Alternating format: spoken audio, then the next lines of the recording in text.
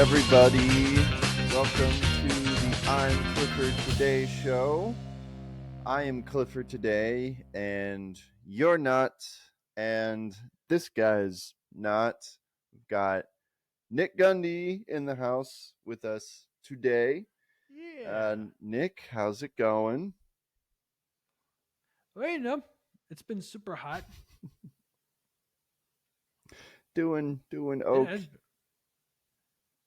yeah, it has been super hot, and as of the day of this recording, it's also the summer solstice. So happy first day of summer, everybody! Oh yeah, it feels like it. It was. Oh man, I'm it glad I feels like wasn't. That Arizona. it's Saturday today and I wasn't working. Well, Yeah, I was the Arizona. one who was working on a Saturday. Oh yeah. That's why we had to record it this time. I do not Yeah. envy you at all. No, I had so Yeah. like Well. I had to take a look at like I had to take a look at the weather app and like to see how hot it was today. So I was like, I knew it was going to be in the 90s until I looked. It's like, okay, it's 92 at this time, but it feels like 106. I'm like, oh, Mm-hmm. I was like, oh, no wonder it feels so hot. It feels like Arizona, even though I have not been to Arizona. This is what I assume Arizona is like. Yeah. Yeah. Probably. I would not be surprised. It's kind of interesting how they've like weather apps have started doing that. Like, oh, it's this degrees, but it feels like this, and like that's kind of handy, I guess. Mm. Um, I don't really understand it, but yeah. So yeah, it's a hot one today in the humble state of Illinois. That's for Yep. sure. And as I'm sure that you guys know by the title and the topic of the episode today, it's a little bit more somber of a mood today, to say the least. Um, I just yeah, I'm not ready for this. I already had a bad day today. Um, I Well, you uh, didn't tell me about I that. went to Steak and Shake. Well, I was Oh, saving it for the no. episode. Oh, no. I mean, it wasn't really bad. It's like it's stupid, but I went to Steak and Shake, and I was just getting it to go, and I got a shake. Of course, you always got to get a shake, and I brought it out to my car, and I realized I had two old cups in the cup holders, so I just kind of set my food down on my seat and just left them there, and I grabbed the Oh, two old no. cups and I threw them in the trash can, and I came back and I picked up my shake by the lid, and the lid came off, and No. Oh. the whole shake spilled on my driver's seat. The driver's seat, might I add. So I lost the shake, Oh, and I no. had a shake all over my seat, and so I had to go back inside the restaurant, and I'm like getting a bunch of napkins, like a bunch, and I got a cup of water as well. And I spent like 10 minutes soaking it all up and throwing it Oh, away. no. And I was like, I'm not buying another shake. And so I go home all sad, and but I'm I've still got like napkins on the seat, and so it's kind of like getting on my pants. I go home and I change my pants, and I Oh, get my no. carpet cleaner, and what do my best to wash it off. And so I was just not a great start to the day, even though it wasn't really the start. But and it's like, gosh dang it, this happens, and now I have to do this episode tonight, and so, Well, but I'll be okay. I'll pull through. And I'm not saying by any means that what I went through today is even anything equal to what the people that we're going to talk about today. I'm I'm just don't worry I'm about it, saying it Clifford. for I'm the sure. giggles. Yeah, I'm sure our general uh, audience I wasn't quite sure if there was a third word in between. I'm sure our general audience wasn't thinking that. Yeah. Well, there might be some people who will try to use that against me, but whatever. Yeah, Um, who knows? so uh, so yeah, we're gonna get through the normal stuff today, and then we're gonna just kind of we're gonna spend the whole episode talking about this stuff, Michael Tait, Newsboy stuff, and we're gonna touch a little bit on the Need to Breathe stuff, even though it's not really related. Some might disagree, but we'll talk about that. But it's mostly going to be the everything involving Michael Tait and CCM stuff. So, but before that, we'll just have what little fun that we can have on this episode by reading you guys' comments. Oh, and also Yeah. Joshua is not here today. He couldn't make it. I'm sure he wishes that he could, although I don't know. Maybe he doesn't. Maybe he feels relieved that he doesn't have to talk about this. Um, but but yeah, he's missed this episode. But last episode, we finally did our favorite Christian music videos episode, where we each shared uh, 5 of our favorite Christian music videos, and we explained why. And we've got a comment from Nathan Kearney. Says, "Work is not only a great music video, but maybe their best song." He's referring to "Work" by Jars of Clay, and he might have something there. "Work" is definitely one of my uh, favorites from them, and it's such a great opener to that album, to Good Monsters. But yes, thank you, Nathan. Matthew Fuchs says, "We are so back." Yes, we Yes, are. we are. Um, um, I mean, for those of you who don't know, the last episode was the first episode back after a little break because I moved, so it's good to start things off again with that episode. Um, Eric Johnson says the main speaker's microphone seems to be overloaded / distorting, kind of buzzy sounding. I'm like, dude, there was a disclaimer right at the beginning of the episode. Um, I imagine Eric probably just like he clicked on the video and just like skipped ahead to whatever part he wanted. So it's Yeah, okay. I forgive you. yeah. But yeah, again, like I said in the disclaimer, I do apologize for that. Don't even know how that happened, but I made sure to do a test recording today just to make sure. Um, so yeah, thanks, Eric. We have a comment from Israel Arnold. What's up, Israel? He says, "You just associated Skillet with hard rock." I I mean, are they? I mean, I even commented like, are they not? Are they not hard rock? And Israel said, "I guess I don't know categorically, but I wouldn't think of them as hard. General consumption rock, alt rock. I don't even know. I don't think so. I disagree because they get pretty heavy. At least in the now. I mean, I know in their early days they were maybe a little bit more grungy, but I Right. don't know. I still classify them as hard rock. You wouldn't believe the amount of people that I've seen in Christian. And there's a Christian Christian metal Facebook group, and the amount of people that try to talk about Skillet. So there's some people who seem to think that Skillet is metal. I don't think that they are. I mean, I think they get close sometimes, but generally no. I think they're hard rock. What do you think, Nick? Are they Well, rock they were or definitely. are they hard Well, I'm rock? like, well, I'd say, what was it? Their 2003.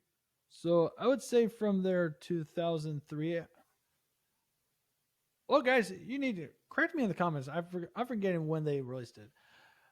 I would say in their between their album Collide in the early 2000s, let's say that, and then till Awaken Alive in 2009, I think that was like when Skillet was at the most metal that they can be. And then they Mm-hmm. slowly started segueing away by uh, what's the other one? What's the next one? Uh, After what's it called? Awake? Oh, I don't even know. Um, Rise. I fell off after Awake. Yeah, I fell away after that other album.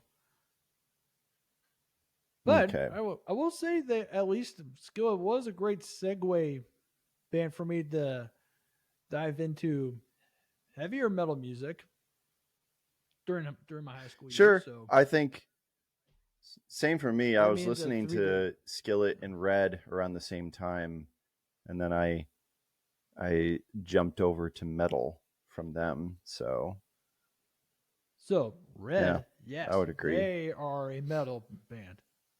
Skillet, they go. They'll tap into it, but I would yeah, I would say I not think Red's kind of the entirely. bridge. Yeah. Mhm. I'd say Red's the bridge between hard rock and metal for sure. Kind of I mean, I was going to say Breaking Benjamin, but that's because I've never listened to Breaking Benjamin, but people always compare them to Red to Breaking Benjamin. So I could be wrong on That's that. kind of interesting because But like I know they're in the same because like I know they're all in the same circles of people that have toured together. Like the earliest memory that I remember was seeing old. Well, Skillet called their episodes podcasts. Like they vlogged their tours. So like back in 2007, I uh, believe. Yeah. So like it was like before Lori Peters retired from the band. They did a. I remember watching one tour video a handful of times when they were with Breaking Benjamin and Seether. I mm, don't know if there was a third act with them. I don't know, but they were all in the same circles. At least they're all yeah, slightly closer to the same style. So, oh, I might be thinking 3 Days Grace. Yeah, they might have toured with 3 Days Grace as well. that would make sense. Yeah. Yeah, Yeah.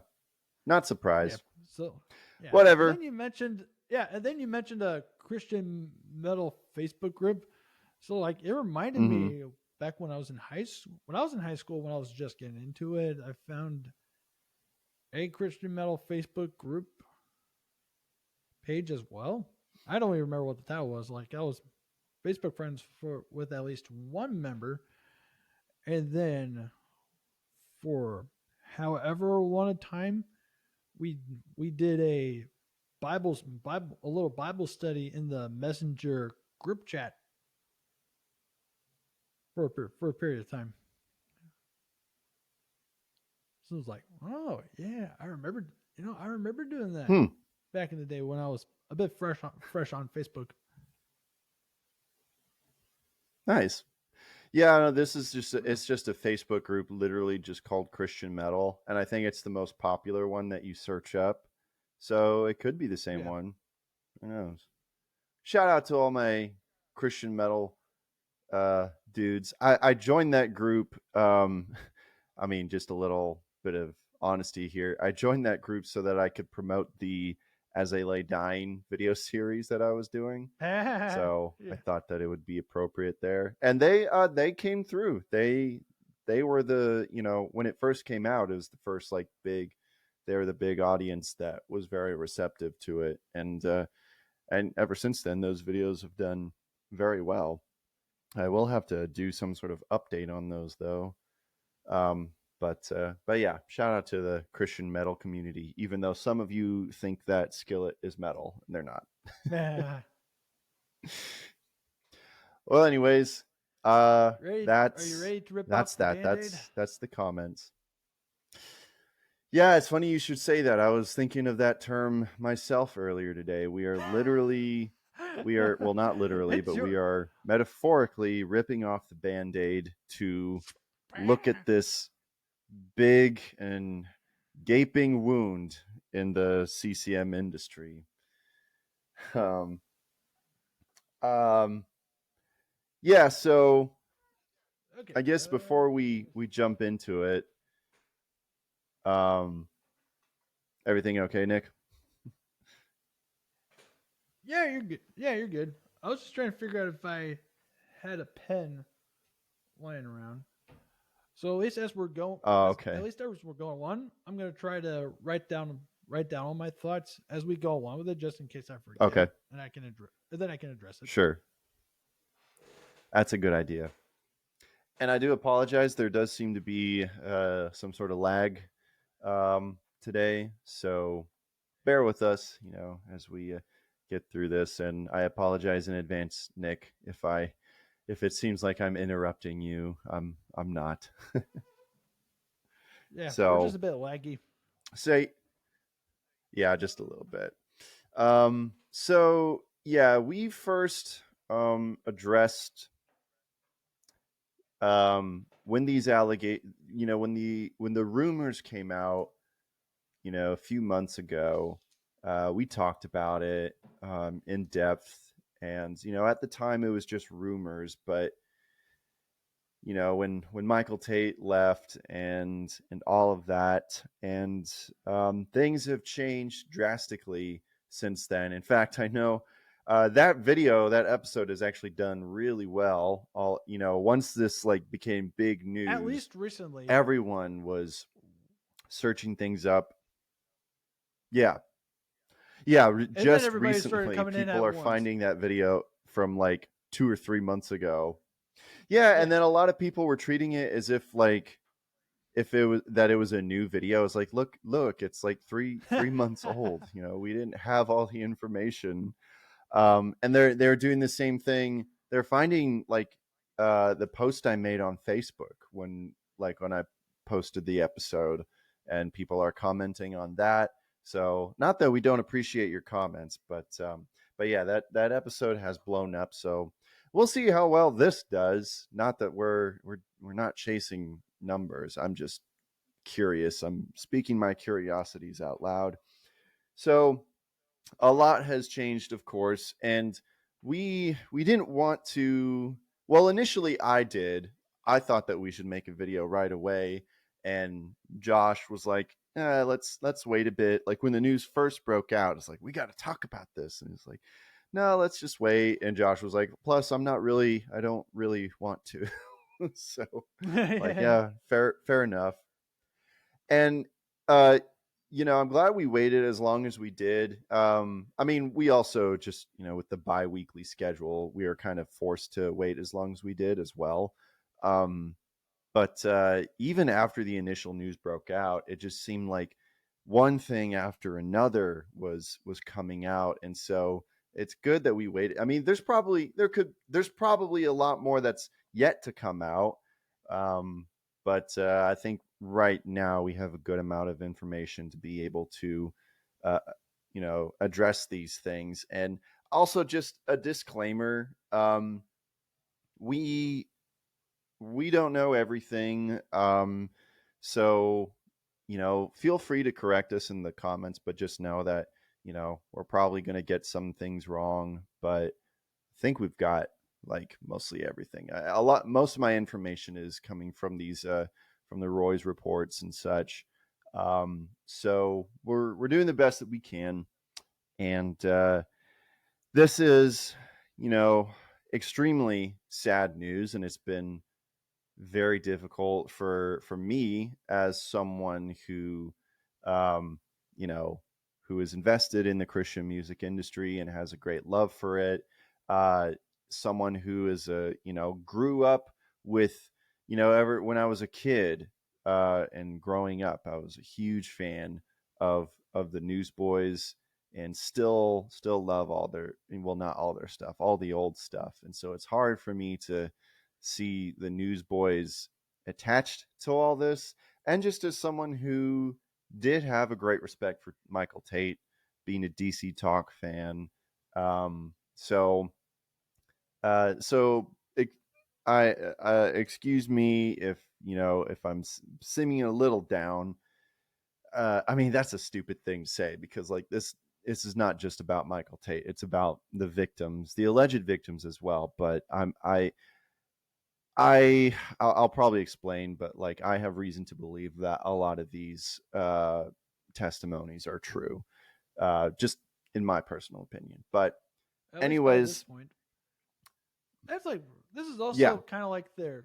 This is also kind of like the upside in a very light way of saying things because like we do have because at least for this episode and for this context we do have I, I forgot what's the word polarizing approaches to it for what for Clifford and like this this was part of his life childhood growing up. Mm-hmm. As for me, I only heard two songs and that's pretty much it. So I'm very Yeah. very far. I'm really far attached. Well, I'm Detached. very detached, very far Yeah. detached Yeah. from all these because like I was just because I'm doing my own thing and involved in other stuff, other music Mm-hmm. scenes. Yeah. But that's the thing, this kind of story, it affects a lot, you know. Yeah. Yeah, it affects a lot. It's because we're talking about someone who's like a like one of like a pretty big giant in the Christian music industry, and Oh yeah, but yeah, let's just uh, let's just jump into it, and we'll talk about like yeah, the after effects and like the whole big picture stuff. But yeah, as you said, we're gonna rip the band-aid off. So I've got a shortened version of the Roy's reports and basically just going through the important details. And also, this goes without saying, but do not have your children listening or watching right now. I did my best to, desaturate some things, to make it as less explicit as possible. But a lot of it is just unavoidable. So very mature yes. themes. Do not have your kids watching or listening right now. So all right. So first we Mm. have we're going to go into the first report. Um, for years, whispers surrounded Michael Tait, frontman of the Newsboys and former member of DC Talk, accusing him of inappropriate behavior toward young men in the Christian music industry. Now, after a comprehensive 2.5 year investigation by the Roy's Report, those rumors have been detailed allegations supported by over 50 interviews. The report outlines a disturbing pattern of grooming, alcohol abuse, and non consensual sexual contact spanning more than 2 decades. Three men came forward to the Roy's report describing separate incidents that occurred while on tour with Tait in 2004, 2010, and 2014. And just a reminder, guys, this is the first report. We know that there's more victims after this, but we're kind of doing this chronologically, as the news came out. Um, all of the victims were 22 years old at the time. Two of them said Tait encouraged drinking and after they passed out, woke up to him fondling their genitals. One also claimed Tait offered him cocaine on the Newsboys tour bus. The third reported that Tait initiated physical contact while they were skinny dipping, culminating in a non consensual massage of his anal region after inviting him into his bed. Tait did not respond to repeated requests for comment. A particularly detailed testimony comes from, quote, Stephen, because the Roy's report, they have a policy of not releasing the victims' real names unless they want to. Um, so Stephen, who is a guitarist who toured with the Chris Sly band in 2010, I believe Chris Sly was uh, he was a competitor in, I think it was American Idol, either American Idol or The Voice, and Mm. had a career after that. Well, Raised in a conservative. Go ahead. well, The Voice. I think The Voice premiered either in 2011 or 2012. Oh, we're having a. I don't know. We're lagging. One second.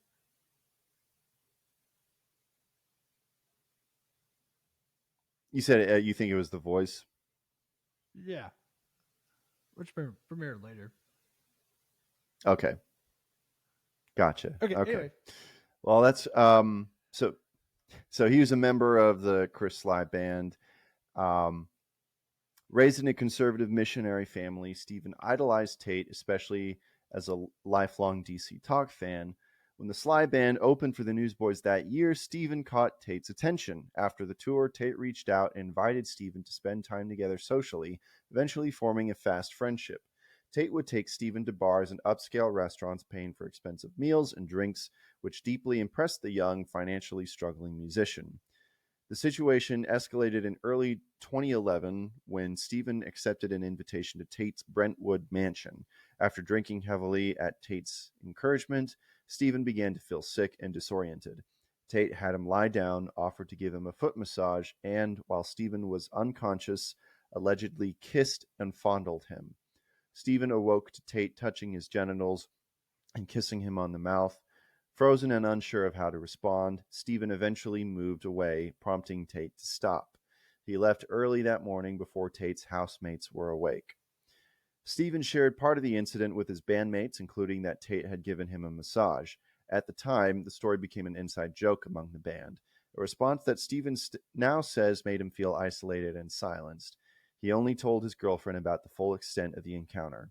For years, the incident circulated as a bizarre rumor rather than a serious allegation, and Stephen, fearing Tait's industry power, avoided speaking out. Eventually, others began connecting the dots. Chris Sly, the band's frontman, said he initially downplayed the story but later realized the severity of what Stephen had experienced. Another bandmate, Tommy Lee, admitted he found the situation odd at the time but didn't act on his suspicions. Years later, when another industry contact confirmed similar allegations involving Tait, Sly reconnected with Stephen to understand the full truth and apologized. The impact on Stephen was profound. His brother, who later learned of the incident, said Stephen was emotionally devastated and felt betrayed by someone he once considered a hero. Stephen explained that he remained quiet for years to avoid losing job opportunities, as Tait's influence in Christian music was substantial. So that's the first encounter that we have, the first incident. Uh, in spring 2004, Michael Tait exchanged phone numbers with, quote, Philip, a 22-year-old worship musician, after bonding at a Midwest gig. He invited Philip to his home for 2 weekends, first one in May and again in winter 2005. Each visit seemed innocuous: beers, darts, and camaraderie. During the second visit, after a group skinny dip, Philip was left alone with Tait in the spa, where Tait offered a back massage, a gesture Philip initially read as harmless and friendly. That night, Philip accepted Tait's offer to stay in his home. Sharing the king-size bed, Philip lay in a sleeping bag out beside Tait. However, Tait began giving Philip another back rub that gradually moved lower. When Tait's fingers entered Philip's anal region, Philip froze before telling him firmly, "That's not cool with me." Tait apologized and stopped. Philip assumed it was an awkward, non-reciprocal romantic move and fell asleep. In the morning, Tait had vanished, and despite Philip's subsequent text to reconnect, Tait never responded. Philip confided in his then girlfriend shortly after. He downplayed the incident as a strange, failed romantic attempt, but later recognized the grooming implications, especially after hearing similar stories from others. Friends confirmed Philip's account, describing the touching as unwanted. He chose to speak out now to stop potential repetition and protect others. So you have this event that happened in 2005. The first one we read was around 2011, which would have been around when he was in the Newsboys. But 2005 was a period where he was going solo. It was in between his time with DC Talk and is when he eventually joined the Mm. Newsboys. Um, so 10 years later, another 22-year-old crew member, quote, Taylor, corroborated the pattern on the Newsboys tour bus. Hired in early 2013, Taylor worked closely with the Newsboys family and partook in drinks with Tait nightly. On April 11th, after a celebratory meal, Taylor returned to the bus heavily intoxicated. Tait followed him to his bunk around 6 a.m. Taylor woke to Tait rubbing his genitals, I should have written, through his pants. Frozen and processing the situation slowly, Taylor waited until Tait stopped and departed. After calling his wife, he processed that it was a consensual sexual assault. Taylor chose not to report the incident at the time, forgiving Tait and seizing the drinking camaraderie. He believed Tait's behavior lessened afterward and wanted to avoid conflict within the tour dynamic. Encouraged by other victims coming forward, Taylor and his wife, both now out of the Christian music industry, decided to speak publicly. They hope their testimony helps others and believes that accountability matters even years later. And so those are the three general, these are the three testimonies that are in this original report. And of course they kind of, they talked about what we already know happened. The silence surrounding Tait began to break Mm-hmm. in January 2025 when TikTok influencer Azariah Southworth publicly claimed Tait was gay, a move criticized for lacking journalistic ethics and consent. Though no direct link between the post and Tait's next action was confirmed, the very next day, Tait announced he was stepping down from the Newsboys, citing prayer and fasting as factors in his decision. The abrupt departure sent the band into disarray. Scheduled concerts were suddenly in question. A new single had to be re recorded with a different vocalist, and fans demanded refunds. Meanwhile, Tait disappeared from public view and was radio silent before the time of this first report. In response to the Roy's report's investigations, a Newsboys statement issued through attorney Samuel D. Lipshe stated they are aware of quote unquote unsubstantiated aspersion, but declined specific comment, adding, if what you allege can be supported with evidence, we would imagine Mr. Tait and his representatives will have something to say about the matter. So, this was the first report that came out that just, broke everything and just set everything into chaos. And, it was the first confirmation that we got about these allegations since Azariah had made that TikTok and everything. Um, and it's one of those in my opinion.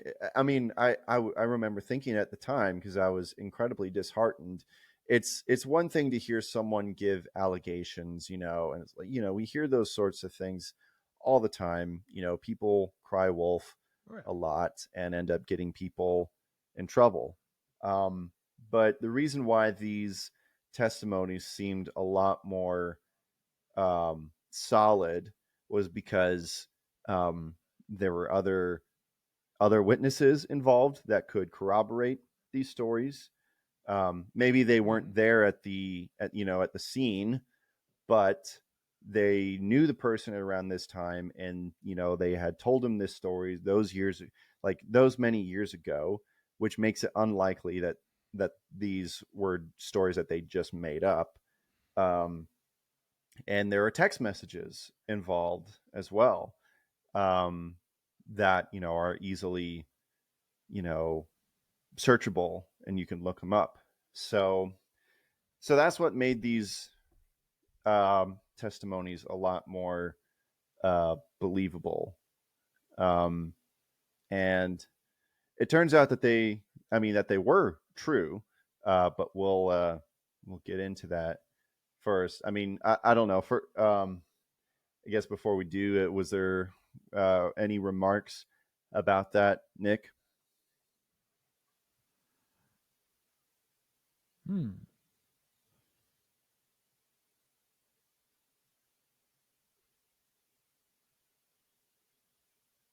No, not at the moment. I've Okay, already jotted down a couple of different just making sure. I'm trying to yeah, I'm jotting down a couple of different things. So like it's not related to the Okay, reports right now. sure, that's fine. I just, with the lag and everything, I want to make sure that I'm not, But yeah. stepping over you or anything.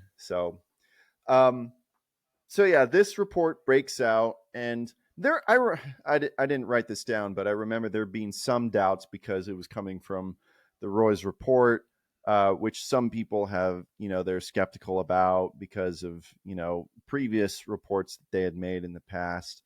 Um, but for the most part, it Hmm. seemed to everyone that this was pretty solid. And it seemed that everyone thought that, including the band themselves, who came out with their own statement. And they posted on social media saying, "Last night, our hearts were shattered when we read the news alleging drug abuse and inappropriate sexual actions by our former lead singer, Michael Tait. While Michael has not addressed these allegations, we are devastated even by the implications. First and foremost, our hearts are with the victims who have bravely shared their stories. If you are a victim, we urge you to come forward. We absolutely do not condone any form of sexual assault. The four of us are husbands and fathers. Between the four of us, we have 14 children. Our wives and children have made many sacrifices while we have dedicated our lives to playing music together that glorifies God.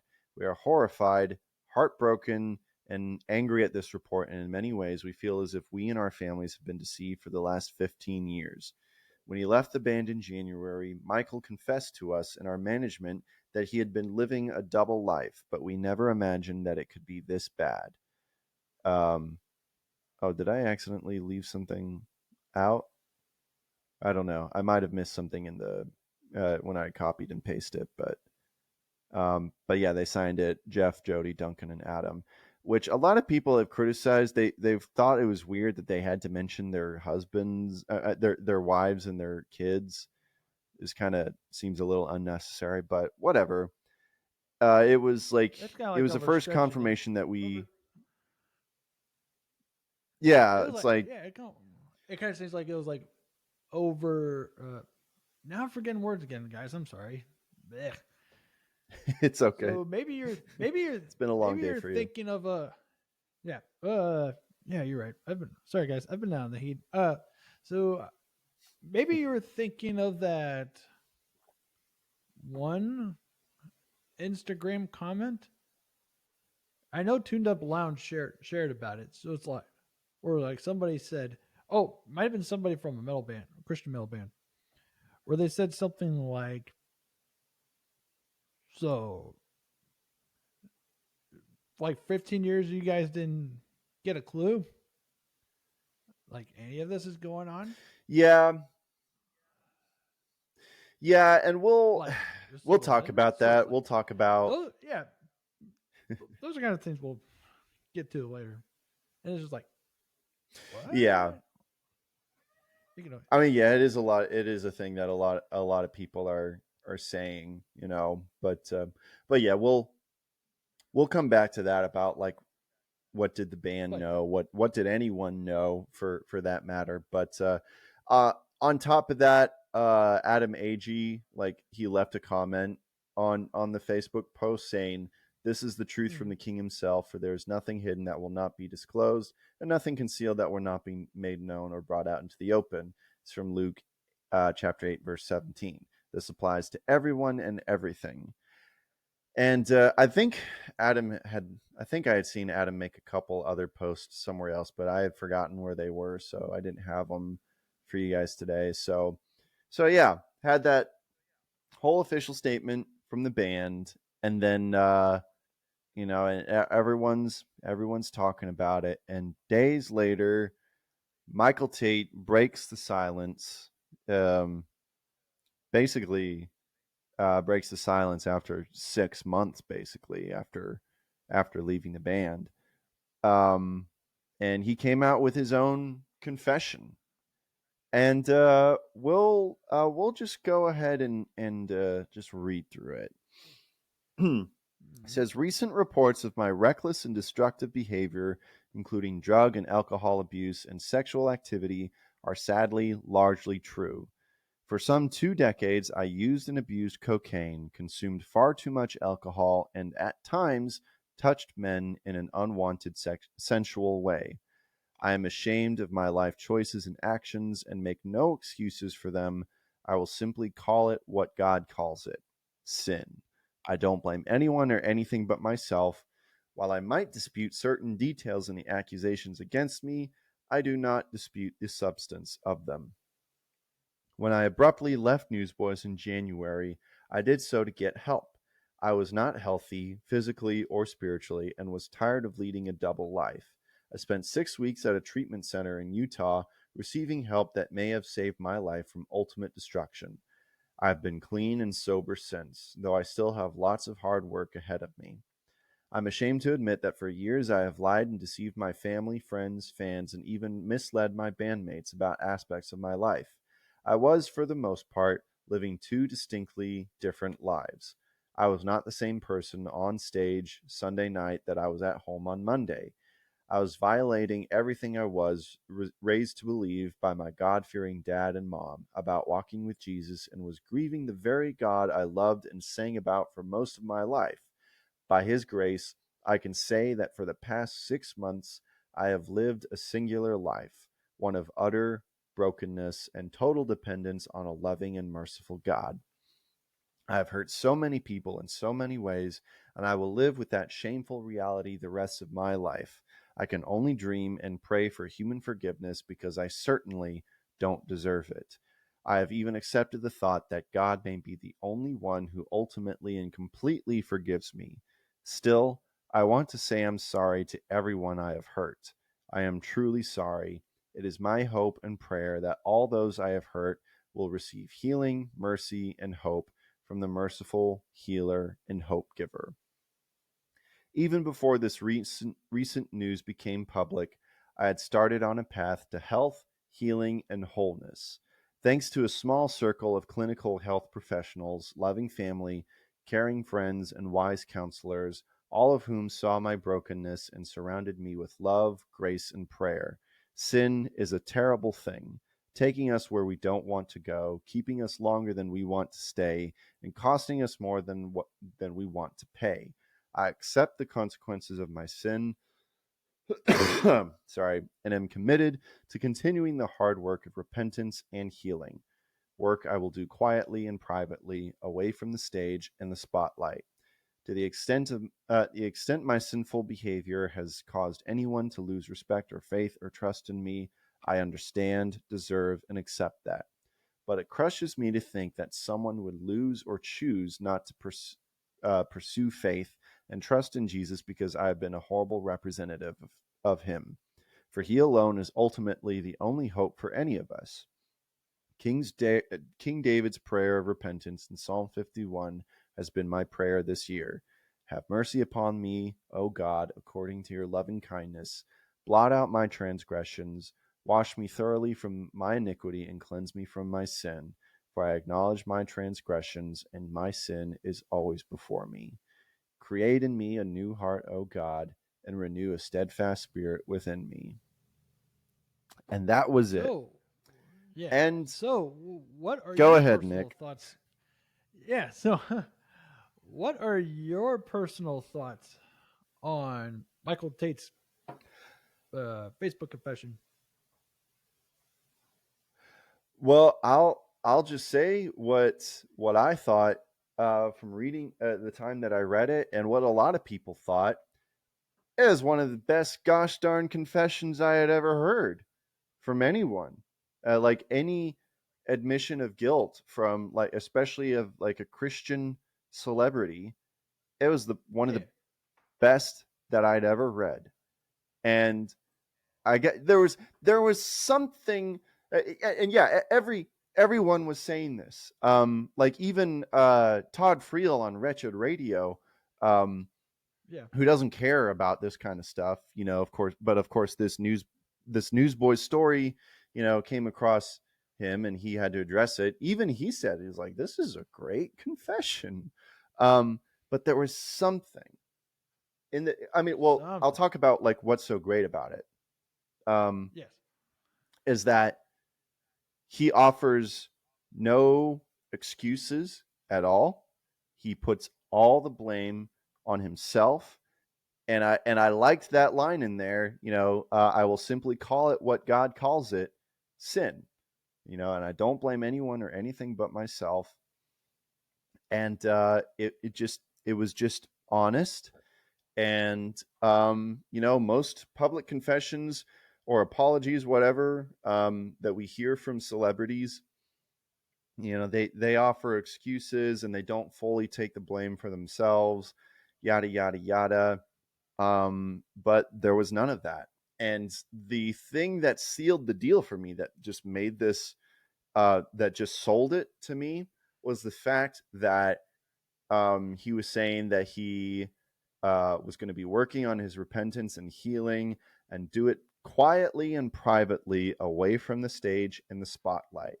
So it showed me he's not trying to get back, on the stage. He's not trying to get back on the spotlight. He's probably just going to wither away, and we're not going to hear anything from him. He's just going to be working on his life on his own in private. He's not going to be trying, because, like, especially with like apostate pastors or pastors who've had a moral failure, um, they Yeah. they like kind of repent, sorta, and they might take a break, but then they come back. They get back into preaching. They get back in the spotlight. um but according to Michael Tait's confession, he wasn't going to try to do that, and I applauded him for that. I don't know, did you have any additional thoughts to that? Well, in his face, well, in his confession post, at least I appreciate him sharing. He said the Masoretic numbering of Psalm 51, Septuagint Psalm 50. Have mercy on me, oh God. That, I mean, like, he's spun on. It is a prayer. It is a psalm every confessing Christian, wherever you guys are at, need to memorize and Mm-hmm. and practice being part of your prayer roll. So it is. It Yeah, is it's highly probably encouraged, one of and my I encourage favorites. it, and I encourage it as well, because like Yeah. it is a story of repentance and renewal from beginning to end, and then so like unlike a couple of unlike a couple of other examples that Clifford mentioned of like televangelists falling being so high and then falling short when all the thing all their things are brought up and then they disappear and then sometimes they come back blah blah blah blah blah blah. Well, there's a. It also reminds me of some stories of lives of the saints, like for there's Saint Mary of Egypt. She went. She lived a pretty decent life until she reached the age of 12, and then left her hometown and went to a ancient time version of Las Vegas, and like she was doing all sorts of crazy stuff.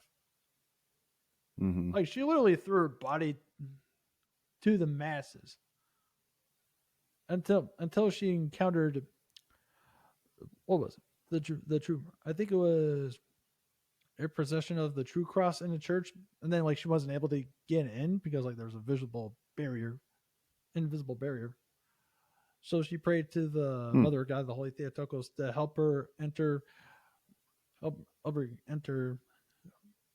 to repent of all of her ways. So she was able to get in, become baptized, take communion, and then she went out to the desert for a long time, for over at least over 40 years, finding the passions and all the cruel memories of her past. She was like renouncing everything, trying to focus in on herself, trying to focus in Mm-hmm. uniting herself to Christ. That's cool. And it's a lot. So like that's like a big common theme for a lot of desert fathers and mothers who ran away from society or struggled with something for so long and had to go away. And a good Mm-hmm. amount of them are recognized saints of the church. Another one, Saint John, Saint James the Ascetic.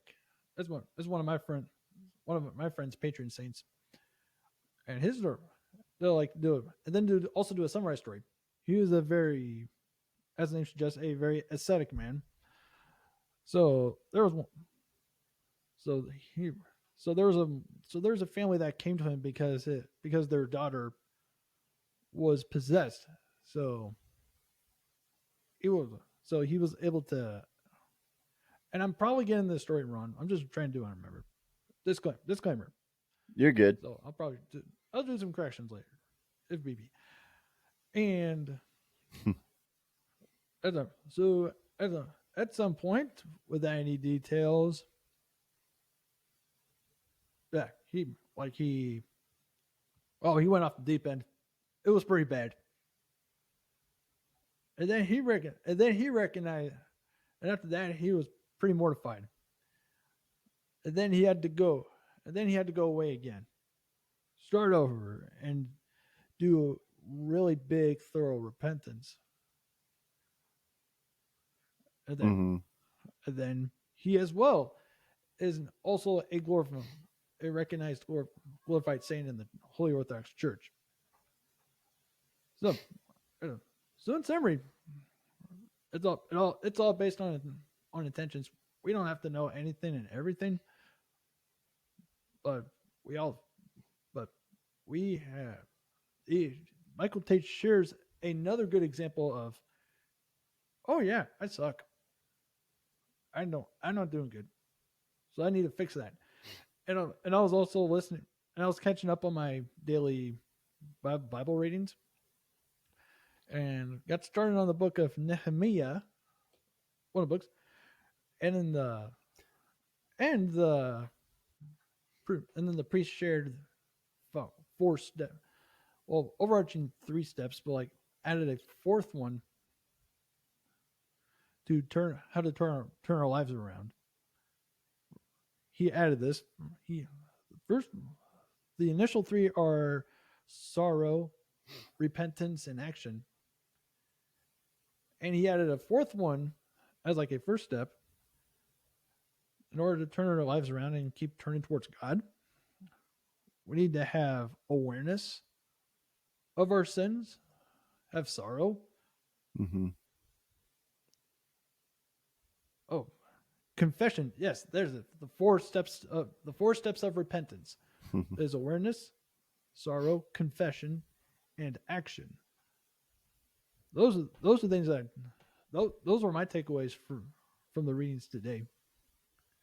And and and when I'm looking at this confession post again, you can see about all four of Michael Tait's game plan for a more honest, Oh thorough yeah. repentance. So we're not going to see it. Yeah, so we're not going to see it, and that's a good thing. We're not supposed, and it's going to be a struggle. Yeah. Very, Well, very big struggle. the thing is that well, first of all, a couple of things. There might be some new Yeah. people here, so I did want to clarify something. Oh, right. Nick comes from he is Orthodox, big O Orthodox, and I Big O. personally am Protestant. So there is going to be a little bit of difference in our doctrine, especially when it comes to the saints. But I do largely agree with what you're saying, especially about repentance and such. But the thing about this Michael Tait confession was that it was. I even remember thinking, like in the back of my head, that I was like, it's a little too good. It's like it's a little too perfect, and just kind of covers all the holes. And and then a new report came out, and kind And of it's really just getting taints worse. um, kind of yeah, yeah. And so I'll go once we get through the the reports. I'll go into why it just completely negates Michael's whole confession for me personally. But we are a little bit. I do would like. I still would like to take a little break. I don't plan on like showing any ads, but I have a spotlight artist that I'm sure that would be a nice little break for everyone, just to hear some good Christian music. So we're gonna take a little spotlight break, and I need to get some more liquids, anyways, because I know I'm gonna be losing my voice at some point. So yeah, Yep. we're gonna continue this. We're gonna get into the rest of everything, but yeah, enjoy this little break, and we'll be right back. Yeah. Hey guys, thanks for checking out the I'm Clifford Today show. Right now we're going to take a few minutes to listen to this week's spotlight artist, Chris Styne, and his track entitled Imago Dei from their album American Dream. You can find his music on any platform you prefer. Links provided in the description of the episode.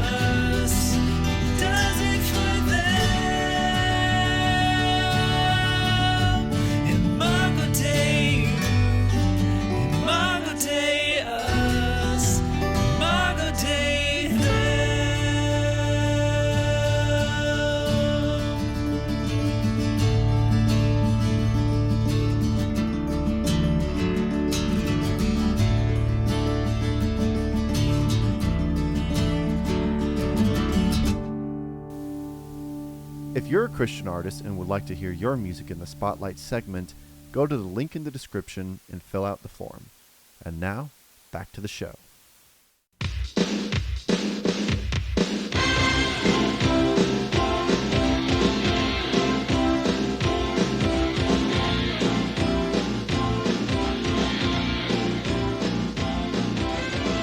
All right, everybody, we are back.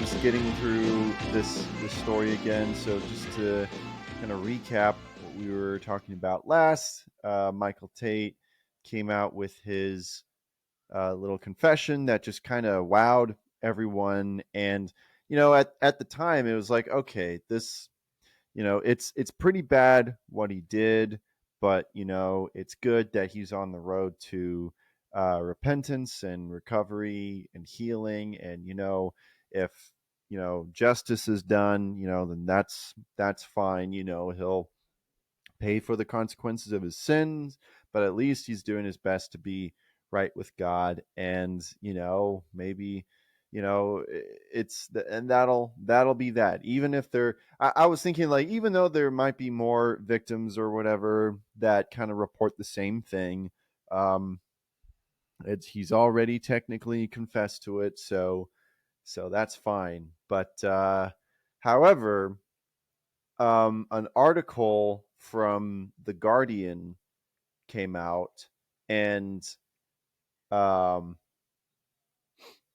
I mean, well, yeah, I kind of wrote this down, but I'll just say that Nick was going to read the summary of the second report, but I just wanted to say it was kind of the same situation as the Azaria thing, where like the article just came across as really like anti-conservative and anti-Trump supporters, and of course, it had to make it all about that for some reason, and we'll get into later why I think that that's a bad idea, but for that reason, it was kind of hard to take it seriously. Like, plus, it's the Guardian. The Guardian has never really been, had good like journalistic, um, ethics, whatever.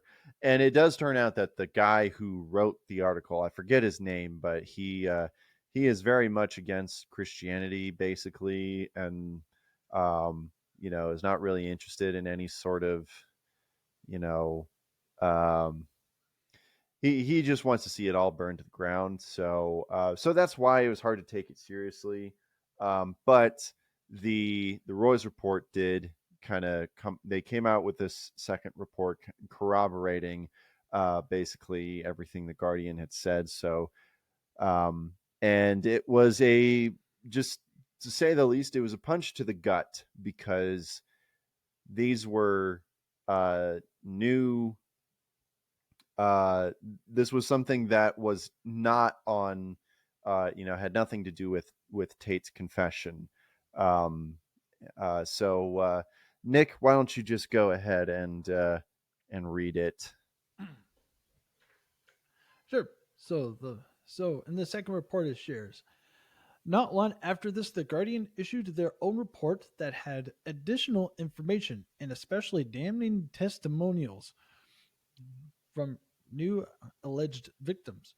Because of the article's palpable attitude of antagonism towards conservative Christians, quote, MAGA Republicans in particular, it was hard to take the article seriously. However, the Roy's report would eventually release a second report that would validate much of what the Guardian had said. In this report, 6 more men are mentioned that claim having inappropriate encounters with Tait. Two of those men having been minors at the time of those encounters. Sean Davis, his real name, met Tait when he was 16 back in 2003. Davis and Tait would hang out on different occasions, all the while doing drugs and drinking alcohol with encouragement from Tait. One day, while at Tait's house, Sean was offered a drink mixed by Tait that made him feel sick and eventually brought him to unconsciousness. When he awoke, Sean was shocked to find Tait performing oral beep on him. So Sean Davis tried to push him off, but Tait attempted to hold him down. Davis then punched him and was able to escape. After this incident, Michael Tait attempted to reconcile and apologize, and they remained friends. That is until Tait texted Davis a picture of approximately $5,000 while Sean was in the other room in Tait's house, promising to give him money if he allowed Tait to perform sexual acts on him. Davis then called his mom to pick him up, and that was the last time he had been with Michael Tait. The second incident occurred when Israel Anthem and his family were visited by Michael Tait in a restaurant at their table. Is- Israel was 13 years old at the time, and Tait had just popped by to say hello. 45 minutes later, Israel got up to use the restroom, and Tait was there as well. They were both using the urinals, chatting the whole time. After Israel was finished and washed his hands, he turned in shock to see that Tait was masturbating while looking at him. Israel left the bathroom, and a family letter had stated that he looked white as a ghost when returned. Two other accounts in the article report odd behavior from the CCM singer. One young man who was an aspiring DJ at the time alleged that Michael Tait had invited him to his house to hang out. At some point of the night, Tait started playing a new love song that he had written and began singing it in a very intently to the up and coming DJ. Another man accused Tait of touching his earlobe and later his thigh, thigh during a lunch meeting at a macaroni grill. A man referred to as, quote, Adam told The Guardian he met Michael in 2004 when he was 22 and was later invited to Tait's home after a night of partying. Adams said Tait encouraged him to drive one of his cars to buy more alcohol, and when they returned near dawn, the house was empty. After drinking more, Adam alleges he fell asleep with his head in Tait's lap. He later woke up in Tait's bed with his pants unzipped, claiming Tait was sexually assaulting him. He told friends and his girlfriend afterward that he believes he may have been drugged. Oof. Yeah, So that was sorry, a bit of my first time you had to read all reading that. reading that report. Oh gosh, I But yeah, yeah, I but, mean, I guess but yeah, like I told, like me and Clifford talked about beforehand. I mean, nothing's new under the sun. But it's just like yeah. somebody. But it's just like by somebody well known. Not the first and won't be the last. But it's just like, hey, I'm like, I told you guys. I'm like, it's just gonna get worse and worse for Um every new report we share. sorry, I didn't hear what you said. You kind of cut out there. Oh, sorry. I said, like I told you guys, it's just worse and worse for every report we're gonna read. Yeah. Yeah. Yeah, yeah, it was it's devastating to read this. You know, whenever you hear like about sexual allegations, the one thing that you hope it doesn't that is not a part of it is anything to do with minors. And that was the one relief that I had with the original report is like, well, at least there's nothing to do with minors. I mean, it's terrible enough for non-consenting adults for this all to happen, but minors, Mm-hmm. um, that's the kind of thing that makes you really mad. And it's for this to come out after Tate's confession. This is only, and it's going to be even more with the next report, but Tate's confession didn't say anything about minors. All he agreed, confessed to was doing stuff with men. Nothing about minors. So that's the thing about an apology and a confession is that we didn't know it at the time because it was not No. information that was given to us. But when you're confessing something, um, you should be laying out everything. Well, not everything, but like generally, mostly all of it. Um, without you can leave some information out, of course, but like something egregious as assaulting minors, um, that is it just makes the apology seem so shallow because all he's really confessing to is to what we already know. um and it's easy to when when you're guilty Mm-hmm. of assaulting a minor, um confessing to having assaulted adults doesn't seem as bad, you know and so that's why it seems Mm-hmm. the confession just seems so cowardly. um Again, assuming that these testimonies are true, I have reason to believe that they are. especially again, we have other people who are involved can corroborate these things.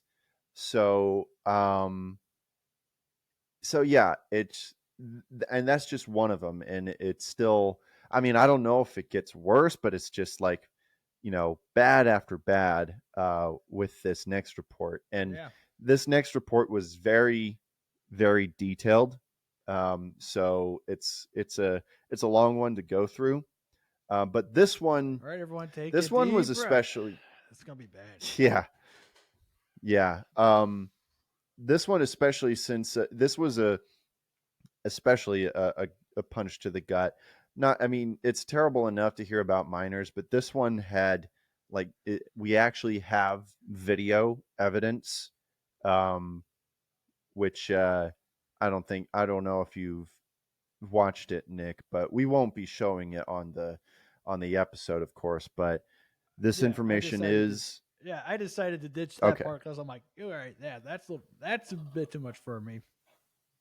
I mean, you don't see, actual, you don't see the actual sexual assault, but you see everything happening outside in the hotel hallways. We'll Mm-hmm. get into what the story is, but to see it in action, and it was just like, it was just that moment where it's like, man, things just got real, it's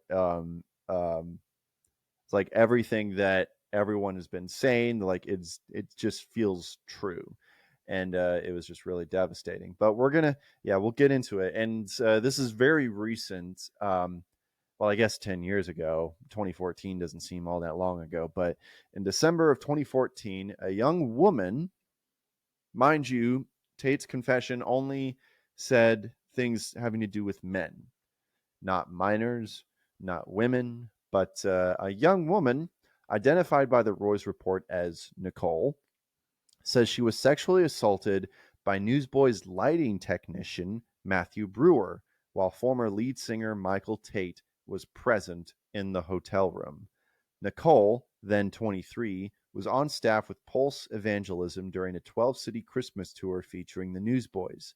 The incident occurred during an off day at a Ramada Inn in Fargo, North Dakota, when most of the band had flown home, but a small crew, including Tait and Brewer, remained. Nicole believes Tait drugged her after he offered her a tequila shot late in the evening, after which has little to no memory of what followed. Surveillance video reviewed by the Roy's report shows Nicole entering Brewer's room shortly after 1:20 a.m., with Tait joining minutes later. Footage shows Tait and Brewer whispering and laughing at the door, Tait groping Brewer, and then all three entering the dark room. Actually, it shouldn't say that. I should have said, and the two of them enter the dark room because she was still in the room, from what I saw in the Oh, video. Nicole later appears disoriented and is carried back inside by Brewer while Tait holds the door. Friends who were concerned for her safety tried to find her that night and knocked on Brewer's door. He lied, saying Nicole had gone outside for a cigarette, though she was still in his room. At 2:21 a.m., Nicole is seen stumbling out of the room without shoes or glasses and collapsing near her own hotel door. Nicole told the Roy's report she remembers being on a bathroom floor, struggling to move, hearing Brewer's voice, and feeling her head forced downward, suggesting a forced sex act. Her friends Jesse Jones and Elizabeth Chan found her on the hallway floor, unresponsive, with her pants unzipped. Chan and Jones took her into their room and let her rest, unaware she may have been drugged. Nicole later realized a tampon had been forcibly shoved inside her and told her friends she woke up performing oral sex on Brewer. Still shaken, she avoided seeing Tait and Brewer the next day, but Tait approached her, apologized vaguely, and said, "We all make mistakes."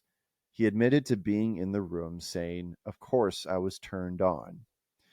Despite Nicole's confusion and trauma, she did not initially go through with a rape kit or toxicology screening at a Fargo hospital, feeling ashamed and overwhelmed. She later underwent a second medical exam in Minnesota, where she was diagnosed with sexual assault. Returning to Fargo weeks later, She filed a police report, but the investigation went nowhere.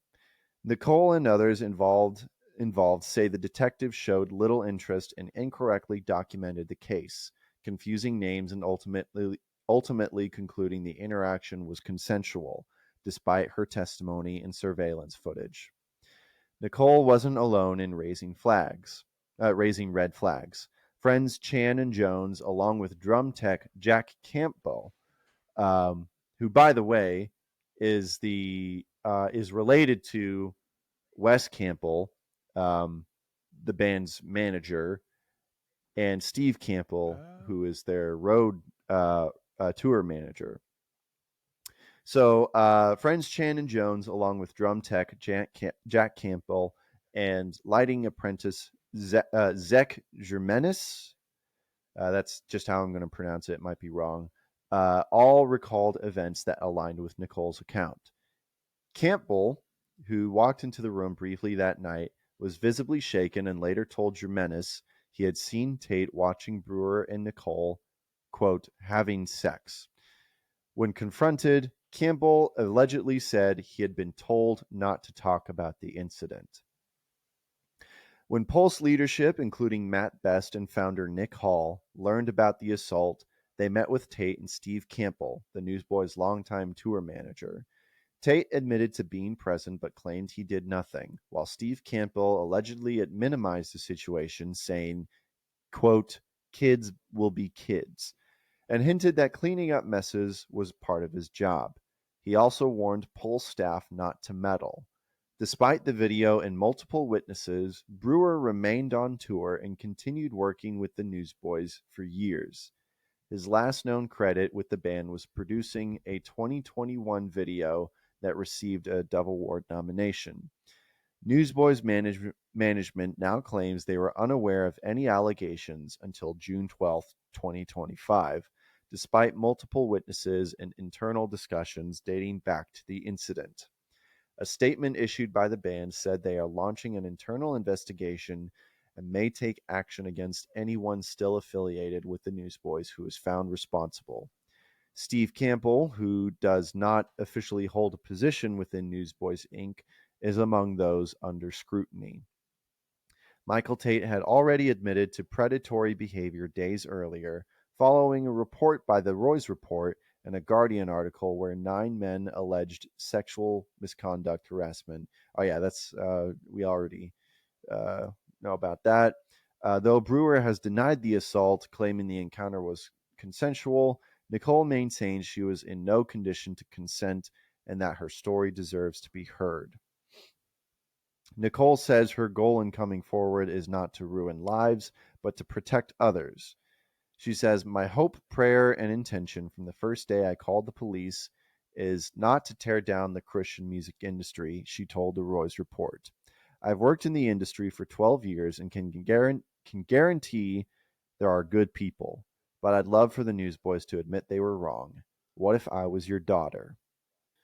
That was the whole report, and very difficult to read through, and to it's difficult to watch the video because um you see this woman, her face is blurred out, but you can tell that she's struggling, and this guy, um Brewer, um what's his full name again? I totally forgot.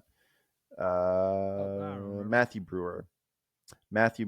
Yeah. He's leading her into his room, and then Michael Tait joins, and outside the door he's like, Michael's got his hands all over the guy, like on his crotch and everything, and just seeing that was just like, it's like, oh man, it's real. This Michael Tait is like seriously messed up, and then they both go in, and later you see her friends knocking on the door, and Brewer comes out shirtless, and he's like obviously like Oops. hiding something. He's not opening the door all the way, and he's like in the way so that they Hang can't on, guys. see. It's a little stuck on my Um, side. there's no audio on the video, but you can kind of tell what's happening. And then you see this girl coming out, and you can just tell that she is not all there. The fact that this was dismissed is baffling to me.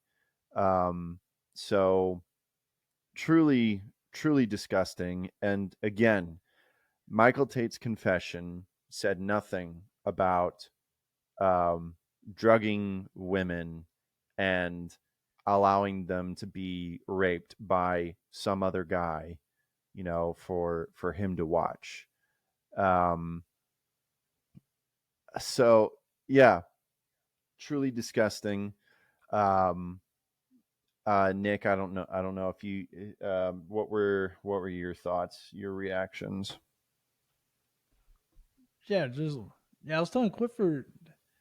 Well, I don't know if I told you specifically. Yeah, it was like that article. Like I didn't even finish reading because like it was just so baffling and graphic and like as graphic as it can be Mm-hmm.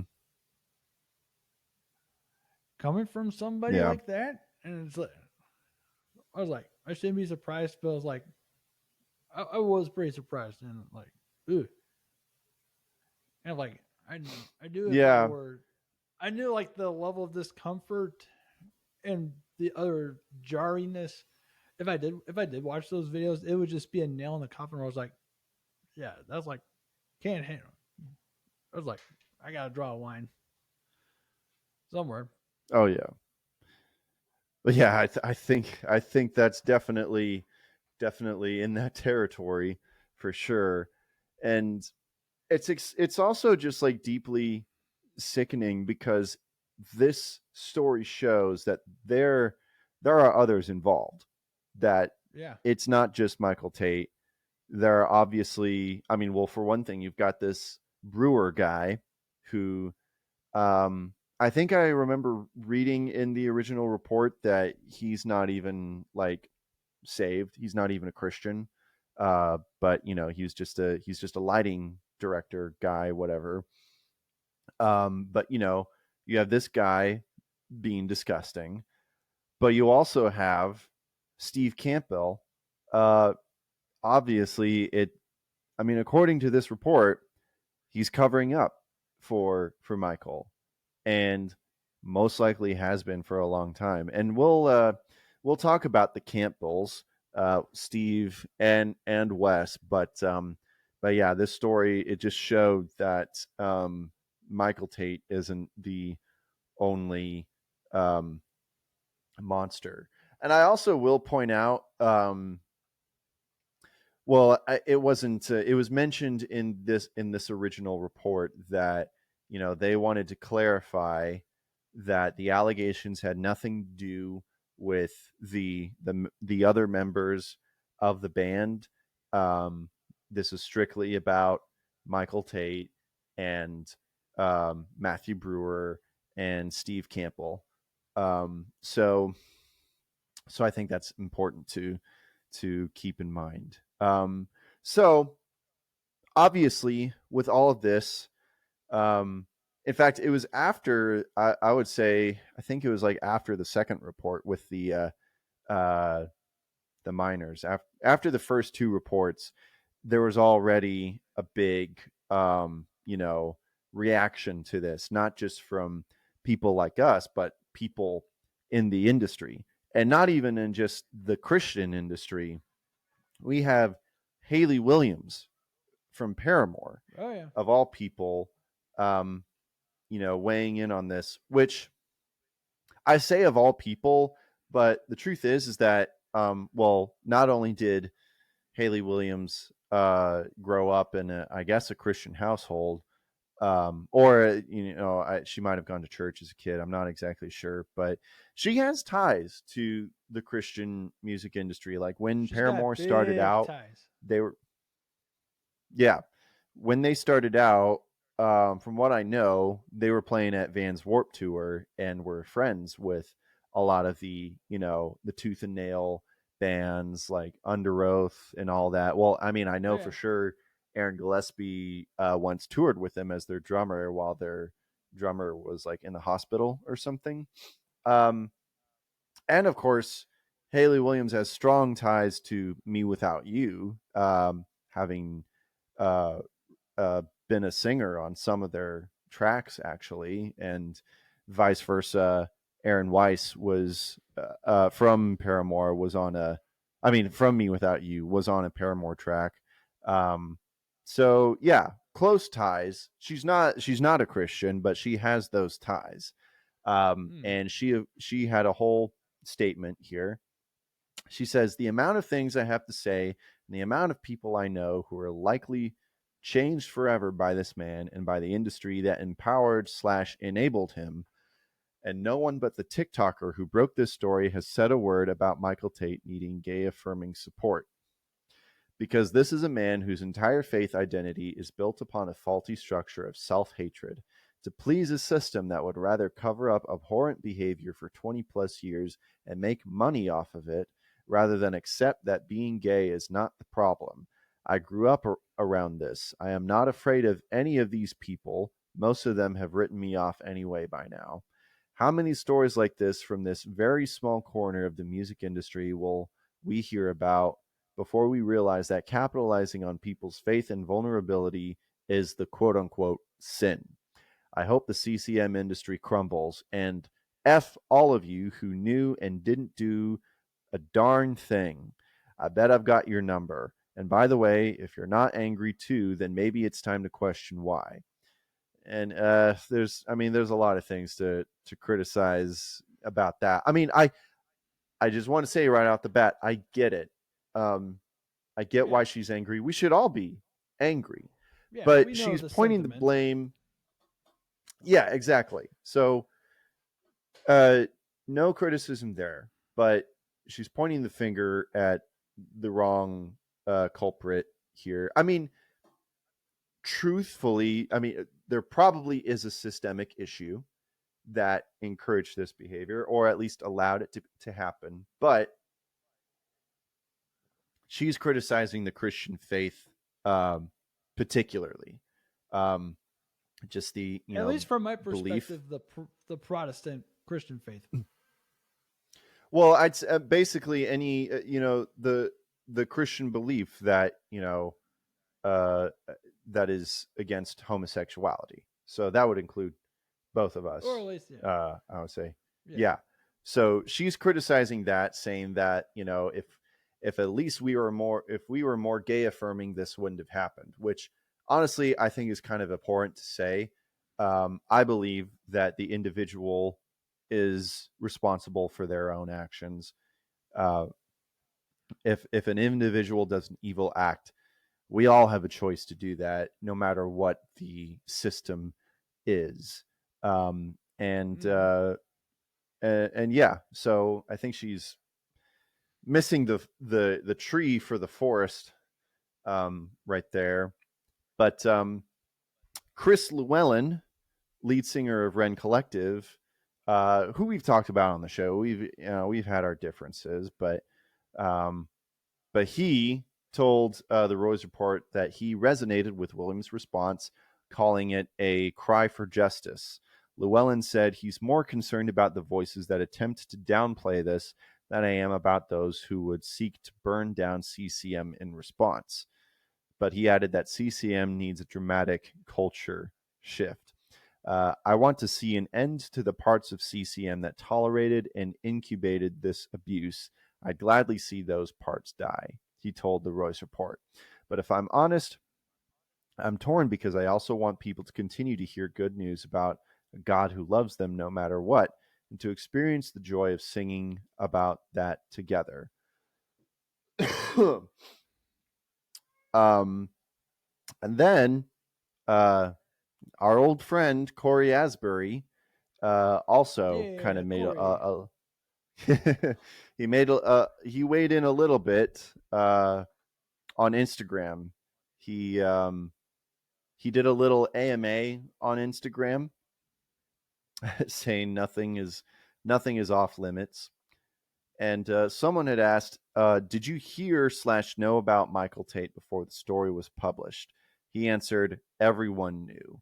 Maybe not the specific details, but everyone knew, which is something Oh, that a lot of that's people pretty are telling. saying. Yeah. Um, Someone else, or maybe it was the same person, he was also asked how many Christian bands slash artists are living a double life like Michael Tait and now Need to Breathe, which we'll get into the Need to Breathe story, but we'll kind of save that Mm-hmm. for the end.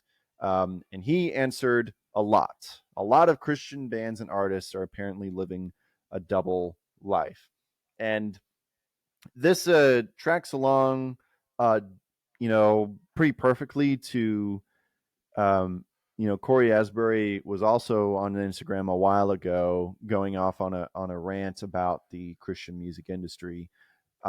So it seems that he's being a little bit more brave about it. But my thing is with a lot of these people who are saying that, like, yeah, we knew, like everyone knew that. I mean, and maybe people knew some of it. um like they probably knew about the gay stuff. um don't And maybe knew that he was maybe being a little handsy with people, but there's a good chance that, maybe not everyone knew about the assaults, the rape and everything, the drugging. But if that's the case, I just want to know why, like, why no one said anything. Um, and like with this last report, apparently they did try to do something, and they were kind of shut down.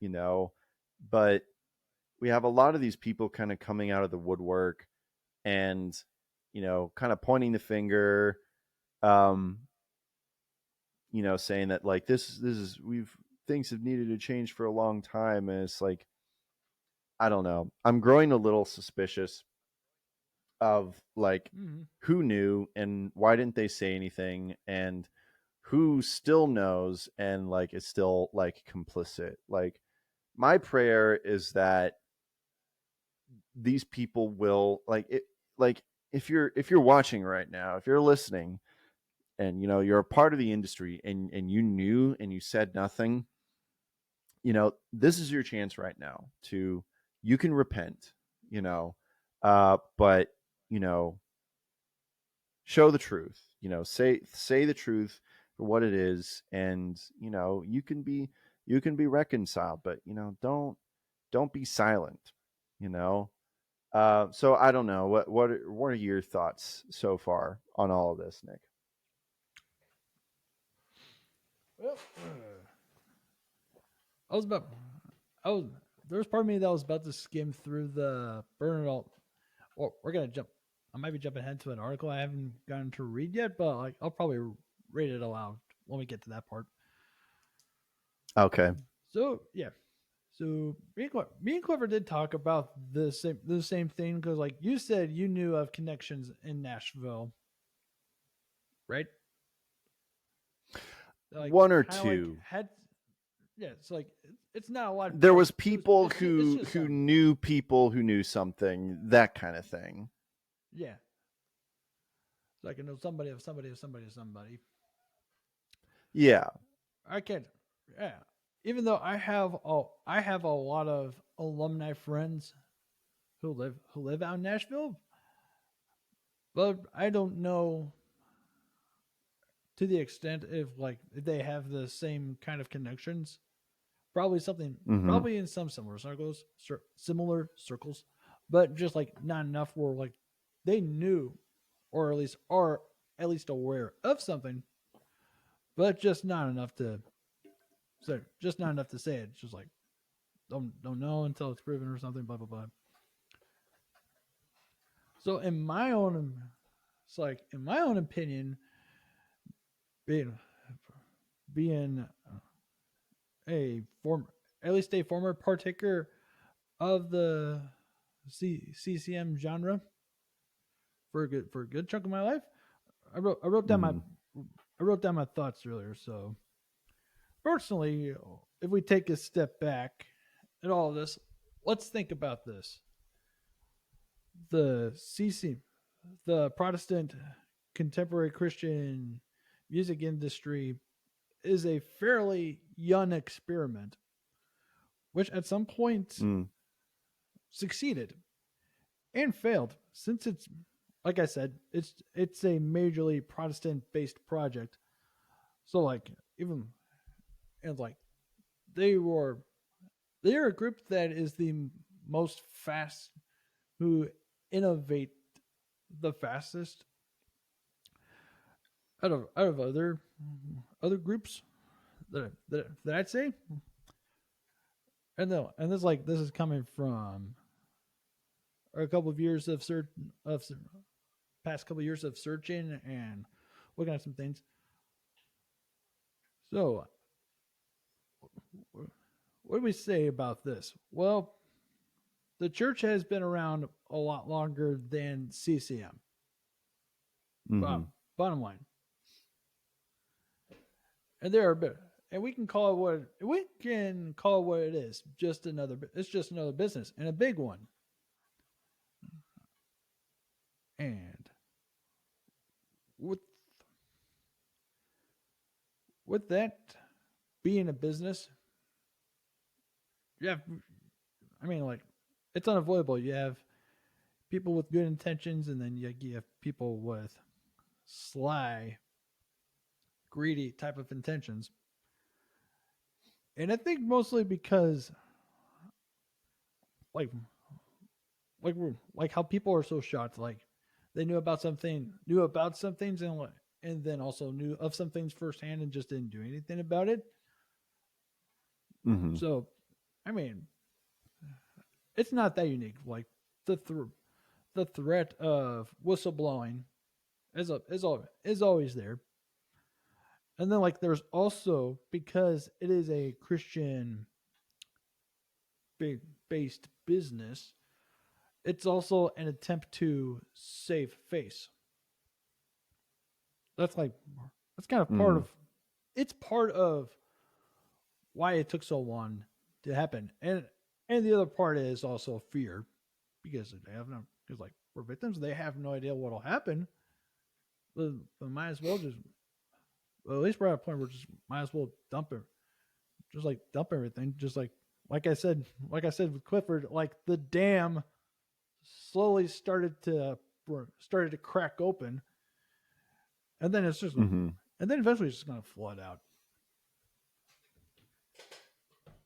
Yeah. So it's not, so it's not Yeah. I'm. surprising. Scandals have always happened and will happen. And Mm-hmm. these just Yeah. It's true, and this is all just just a reminder that um the church as a whole, um it's made up of imperfect people, and you know when you have a system like the Christian music industry, like you're saying, these systems can be easily corrupted, especially when you get you know uh commercialism involved, and you've got outside people who are not even in, probably not even in, um Christian, in the church, and then you have like money involved in everything. And I'm not saying that I'm like anti-money or like anti-capitalist at all, but like it gets a little dicey when it's mixed in with the church. I mean, like, uh Keith Green was famous or infamous, you might say, for being really uncomfortable with accepting money for his music. Um, Many times in his concert, he wouldn't set prices for his merch or his music. It was just like a pay whatever you want. Um, so, and because I know that he knew that it's it gets a little weird when you mix in money with ministry, and I think that's a big thing that's happened with the CCM industry. It's gotten so big. It's kind of like I mean, you're right that nothing's new under the sun, because we've had this a lot of these things that are coming at that have come out about Hillsong over the past couple years. Some really sketchy stuff, and the thing is that Hillsong became such a basically a big empire that was too big to collapse. Like, it couldn't collapse, and so, and when it's supposed to be representative of the church, everything has to look perfect. Everything has to look super squeaky clean, and whenever something comes up from the underwood, um you have to silence it. You have to make sure that no one knows about it. And I think that that's happened uh right here. And who knows how big this is. um who knows if it might just be involved, just like the Newsboys and Wes and Steve Campbell, whatever. I mean, apparently Corey Asbury says that Newsboys are that Michael Tait is not the only one. Um, but yeah, and we can talk about like what we need to do with the CCM industry. Um, but I, I guess first I wanted to talk about like I wanted to make some points about Michael Tait and what we should, what do we do with this? Um, I mean, obviously, from everything that we know, Michael Tait sinned like greatly. Like, honestly, if all these things are true, honestly, if like only like a few of these things are true, I mean, he should go to prison. Um, and there's no sugarcoating that. Um, and so, but I think through this whole thing, it's been easy for a lot of us to, um, look down on Michael Tait. And I'm not saying that we shouldn't. I mean, yeah, of course we should criticize him for what he did. It was horrible, but I think that this can be a learning lesson for all of us to remind ourselves that, um, you know, that what happened to Michael Tait can happen to us.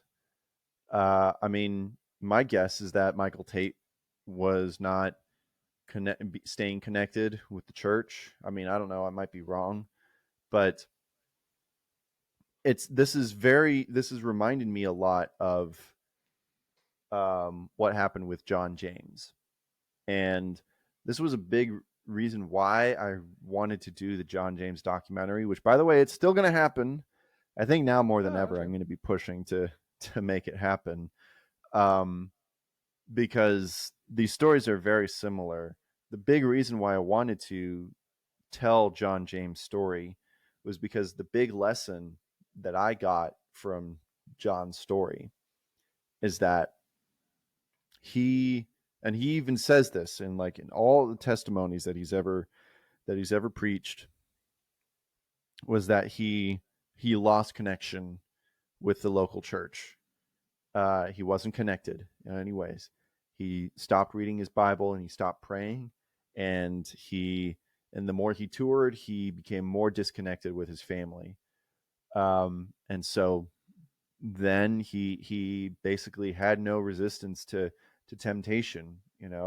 Um, drug abuse, alcohol, women. Um, and I think that that's a lesson that we can all learn.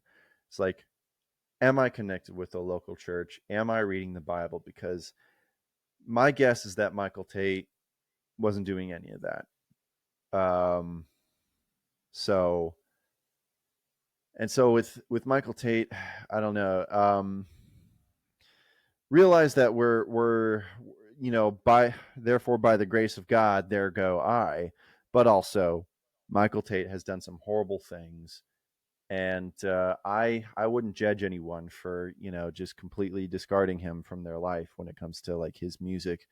I mean, me personally, it's not that hard to not listen to Michael Tait Newsboys, but it is going to be pretty hard to like. I don't think I can consciously really listen to DC Talk anymore. Really, I mean, who knows? I mean, I know it seems that the earliest story that we have is like from the mid 2000s. I think um, Yeah. maybe early 2000s. So that was a bit after DC Talk, but because they broke up in I think 2000. Um, but who knows what was going on? So I mean I won't judge anyone who still continues to listen to their music, and I won't judge anyone who just can't.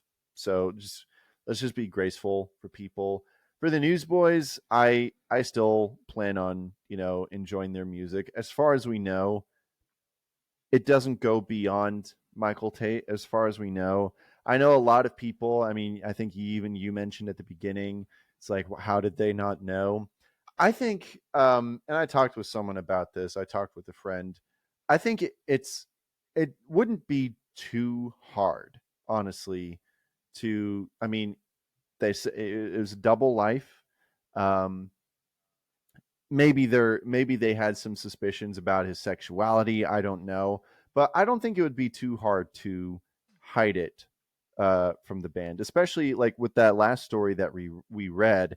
It said that everyone else had already flown home, um, and but Michael Tait stayed behind, so the band wasn't around when this happened. Um, but sorry, I was scratching my nose. I wasn't doing anything else. Um, but I mean, I could be wrong.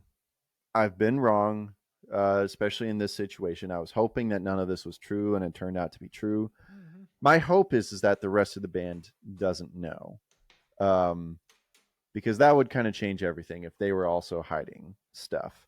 I mean, I don't really care about Adam Agee, but the rest of the band, they were also childhood heroes of mine. So, but as far as I know, they're in the clear right now until we hear otherwise. If If, yeah, but time will tell. And if it does end yep. up being true, my hope is that that like older members didn't know about this.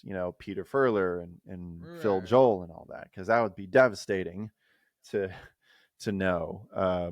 And who knows what they know, not just about Michael Tait, but like everything else that goes on. But however, um, all fingers right now are heavily pointed at Wes Campbell and Steve Campbell, um, who Wes. I read today actually. I was like, when did Wes become their manager? Well, he was the one who actually originally like was like one of the ones that discovered them. So he was there from the Oh. beginning.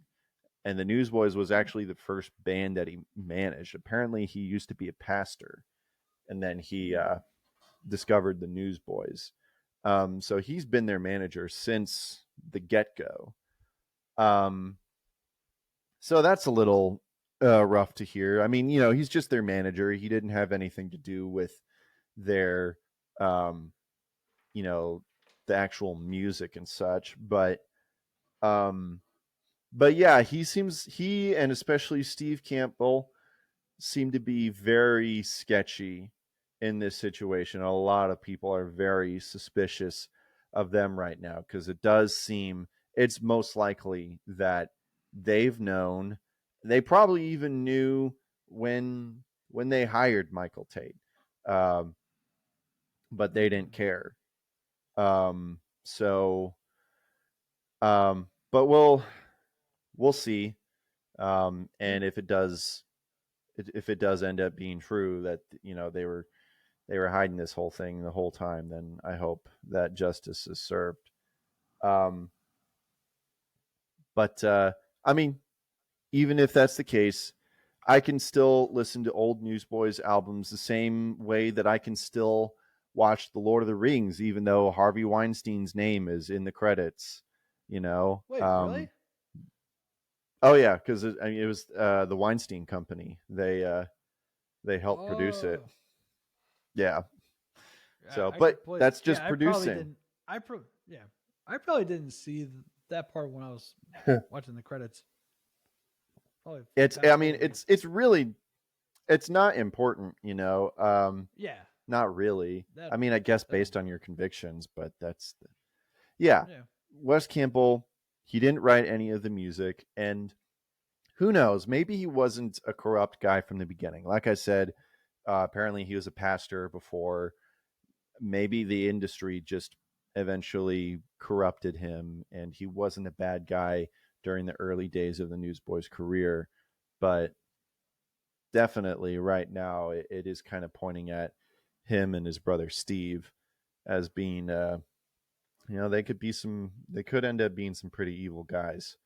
But we'll see. It's all speculation at this point, but it's pretty telling right now. Um, so let's talk about, I guess, the bigger picture, like what this means for the CCM yeah, industry. I mean, again, who knows how big this is, and like what are all the big factors, and does the CCM industry need to be burned down or reformed? And there's actually an article from my friend Josh Balo from Jesus Freak Hideout. You can go follow him on WordPress, Josh Balo, BALOGH.wordpress.com. And he's got an article on it. We're not really going to read through it. I just had it kind of linked as no. Oh, okay. reference. All Uh, right.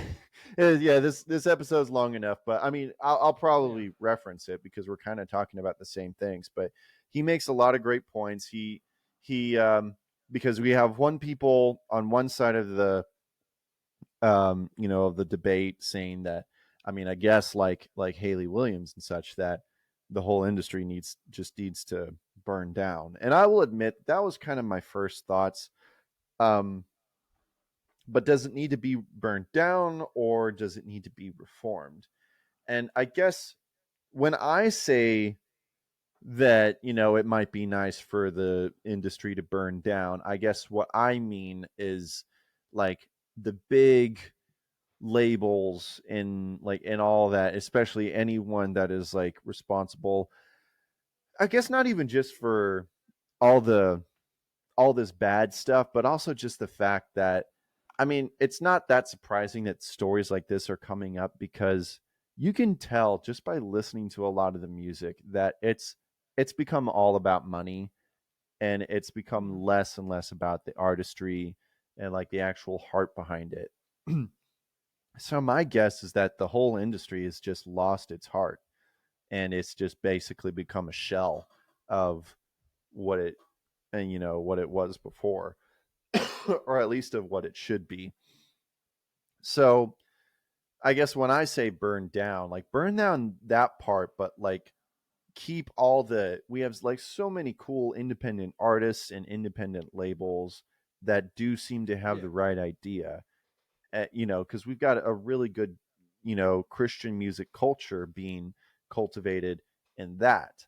So, but the argument for reforming it, is to, um, I mean, I honestly doubt that the industry is going to burn down anyways. I think it's too big to do that. But hopefully, with like a reforming, and so, my thoughts would be, my my picture of like how the industry should be reformed is that, first of all, I think record labels should make it mandatory for Christian artists to stay connected in a church and to Bless you. thank you. It was a cough, but thank you. Thank you I've for the been there. blessing.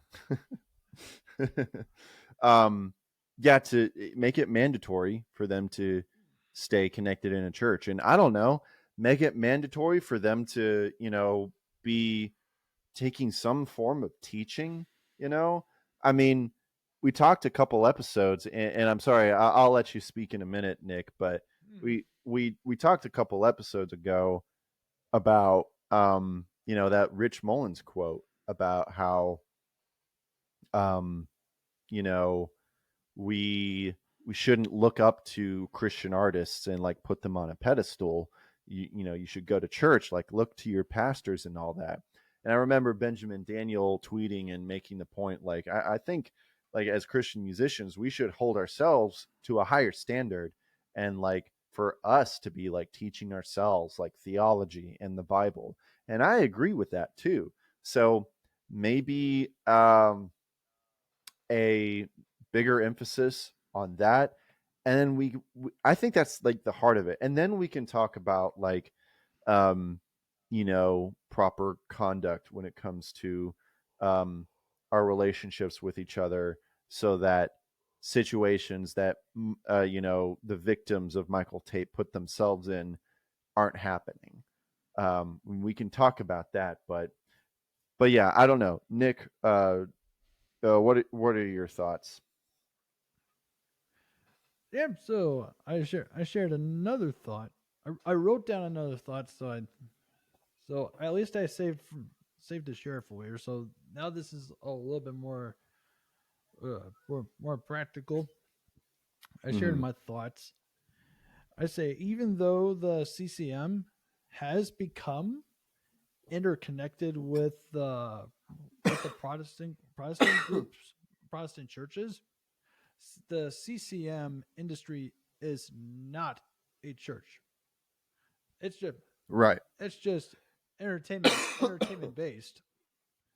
So I Mm-hmm. think that's the part where a lot of people miss the mark when it comes to looking towards me looking towards music, and even for those, like a lot of those groups who are filling up set lists of their songs for their services.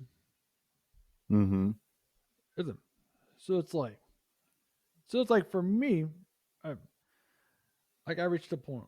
I reached a point where no, this was 3 years ago, and it feels like a lifetime ago. Like where it, I did not see any difference between me performing in a worship band versus me doing my singer songwriters gigs and performing in bands Yeah.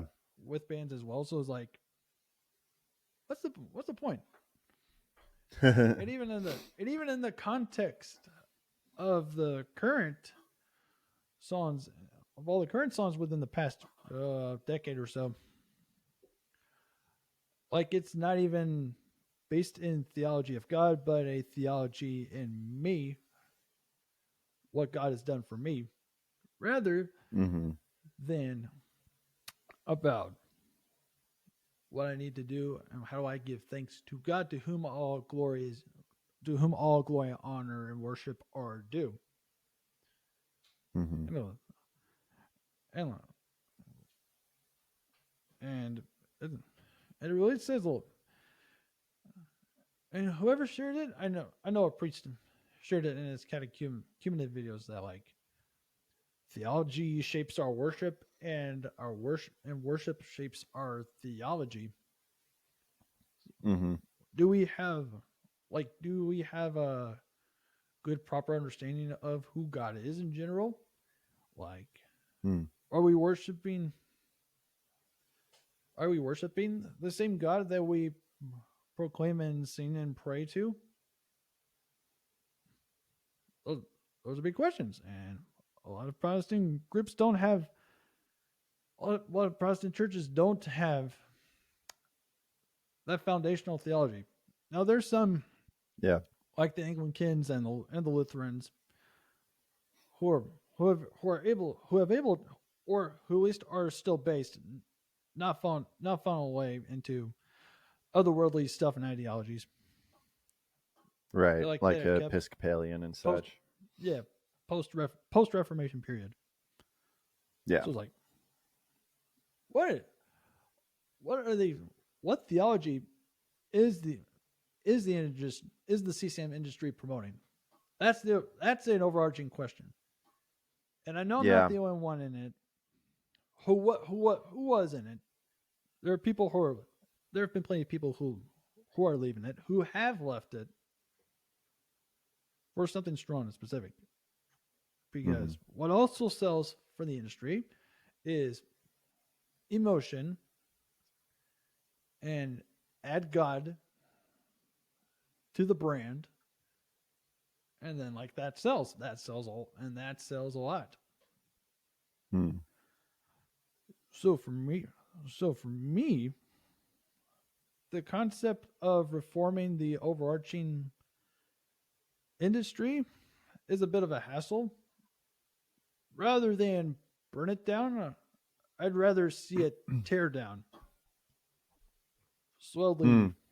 uh, slowly renovate Mm-hmm. to the point where where it's all where for me it is my hope for all for all people in my life and for others to be illumined and find the truth that is found in the one holy apostolic Catholic Church, which is the Holy Orthodox Church, and we people and like when our lives and our worship are based on that singular truth, then then the arts in all forms, even the music, will be exponential and more enriching. Now, Mm-hmm. there's still so perhaps there might be a new industry based on that firm theology and practicality of who God is that I and many of others have encountered and discovered, and they'll probably be the same thing like what's happening. There'll be good apples and there'll be bad apples all around. But Mm-hmm. if there's better accountability and like more a pecking order of things, better investigations, then scan perhaps scandals will decrease. But at least scandals do show us who is taking the medicine and who is not. That's what that's what I learned. Don't pay too much Yeah. attention to the scandals, but at least keep in your prayers. And I've done it, Y- and even I admit I do a terrible job at that. Like there's so much, and I let it escape me, and I don't even always write it down. That I openly admit. So I'll be right No, back. no, It's I a think bit shit. Yeah. okay. Yeah, you go ahead. You go ahead. It's a little Okay, chilly yeah. here. So. Yeah, that's fine. I'll just say that I do agree um with a lot of that. It's a lot of it is you know maybe it's not about burning down the whole thing, but um, at least burning down the kind of like what Chris Llewellyn had said in his quote that maybe it's just about burning down the bad ones, and maybe artists need to Or at start least leaving. pruning. Maybe it's yeah, pruning, yeah. And maybe I know I mentioned like the record labels making certain things mandatory, but maybe it's not really just about maybe it's not the record labels. Maybe we need some like artist collectives to come up and cultivating a community where musicians are in fellowship with the church and with each other. And a big point that you said was accountability. Accountability is we can talk about the theology and everything, and like the being based in God's word and in God's church. um, but like the next step is the accountability. um, it seems that there is a culture that is afraid to speak up when evil things are happening. And this is a weird comparison, but bear with me. I recently watched the latest season of The Rehearsal, which is on HBO Max. It's from Nathan Fielder It's a crazy show, and the premise for this season is that I mean it's technically a comedy, but it's also like kind of deeper than that. Um, but the premise for the season is that Nathan is trying to solve the issue of why there are so many plane crashes happening, and he feels like a big core issue that seems to happen in a lot of plane crashes is that the pilot, one of the pilots, is doing something wrong, and the other pilot notices, but because they don't have that much of a connection, they don't feel open to like really challenge the pilot, they don't say anything. And Mm. Nathan kind of gets into it, and he's like, it seems that these pilots don't have a relationship with each other where they feel comfortable um, confronting them about these things. And so maybe that seems to be the same thing with the CCM industry, is that when I mean it's even in the testimonies, like everyone is afraid of like the higher ups, they want a job, they don't want to be fired, they don't want to be blacklisted or anything. And so there needs to be some sort of change in that area where people are bold, because I think that is also about that comes with being a Christian, is being bold when confronted with evil and not being afraid to stand up, especially when there are victims involved. So, and maybe it's also because there seems to be a big culture in the CCM industry with partying and such. A lot of mentions of people drinking and such, and that being a pretty accepted thing. And here's the thing: is that I have no problem with alcohol, um, and I'm if alcohol is a problem, I guess C.S. Lewis is in trouble. Um, but Yeah. um, but I think there is a big issue with partying. I think that there needs to be that musicians and everyone involved in the industry needs to be above reproach when it comes to that sort of thing, and that sort of thing needs to be discouraged, especially when you have such a big industry that you have non-Christians Yeah. involved. That's a problem. And I get it. I'm not opposed to like involving people, outside of Christianity when it comes to like big project stuff like movies and music and such.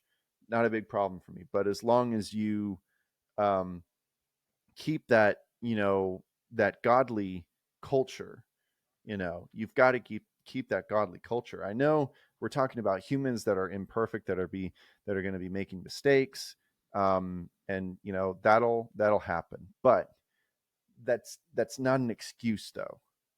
We need to try, you know. And Nick, you made a good point that the CCM industry is not the church.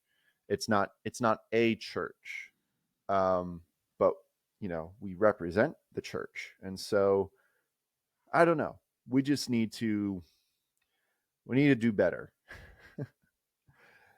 That's for sure. Well, Um, they need to. yeah, I say we, because we're all God's children. We're all part of the church, but you know, I'm trying to encourage people. But so I guess if the industry is going to burn down, it's going to burn down on its own without us making it happen. Um, but we should at least, as Christians, we should at least try to save it at least. Um, so what else can we learn from this? I mean, we've made this point before. What else can we? Humans are imperfect. Yeah, humans are It's imperfect, even if they're saved, and even if they're Christian superstars, and we need to stop idolizing them. Um, we've had such a this big culture, and I've felt this too. Like with what I do on YouTube, I've felt this small push at the beginning when I started this on YouTube of people yeah. saying like, "Oh, you can't criticize Christian artists. They're doing God's work." I'm like, they're just musicians. They're Yeah. they're not perfect, and they're not. I mean, maybe they are anointed. I don't know, but they're not above reproach. That's for sure. Um, and I wanted to share this quote from, again, we're gonna bring up Keith Green, but like, Yeah. gosh, I really miss Keith Green right now. we we need He some did do. Keith Greens in this industry. And I came across this quote because, so a little backstory. In the last episode, we reviewed the new album from Sower, uh, and Eric from Oh. Sower, he watched it and he was especially very happy about the fact that I compared him to Keith Green. And he like shared it on social media. He shared a clip and everything, so that was cool. He really liked that. But in the post, he shared this little quote from Keith Green. Keith Green's a big inspiration for him, so he was really excited about that. But he shared this quote from him, and I looked it up, and there is a full quote from him that it's from in context. Apparently, Keith Green had written a letter that was to be published in the CCM magazine at the time, Hmm. and it's quite the convicting letter. He says, "My dearest family in Jesus, why are we so starstruck? Why do we idolize Christian singers and speakers? We go from glorifying musicians in the world to glorifying Christian musicians. It's all idolatry. Can't you see that you are hurting these ministers? They try desperately to tell you that they don't deserve to be praised. And because of this, you squeal with delight and praise them all the more. You're smothering them, crushing their humility, and grieving the spirit that is trying to keep their eyes on Jesus. How come no one idolizes or praises the missionaries who give up everything? How come no one exalts the ghetto and prison ministers who can never take up an offering? Because if they did, they would laugh or cry at what they'd receive. Do you really believe we're living in the very last times? Then why do you spend more money on gospel records and concerts that you give to organizations that feed the poor or to missionaries out in the field? I repent of ever having recorded one single song and ever having performed one concert if my music, and more importantly, my life, has not provoked you to sell out more completely to Jesus. Quit trying to make gods out of Christian artists and quit desiring to become like them. The only music minister to whom the Lord will say, "Well done, thy good and faithful servant," is the one whose life proves what their lyrics are saying, and to whom music is the least important part of their life. Let's all repent of the idolatry in our hearts and our desires for a comfortable, rewarding life, when really, the Bible tells us we are just passing through as strangers and pilgrims in this world, for our reward is in heaven. Let us die graciously together and endure to the end like brave soldiers who give their lives without hesitation for our noble and glorious King of Light. And gosh dang it, Keith. Yeah. He knew even back then, uh, people were idolizing their Christian singers, and I mean, it's going to happen when you have people performing on a stage in front of large audiences, but it kind of has to start with us. Like, I know, I get it. Like, Hmm.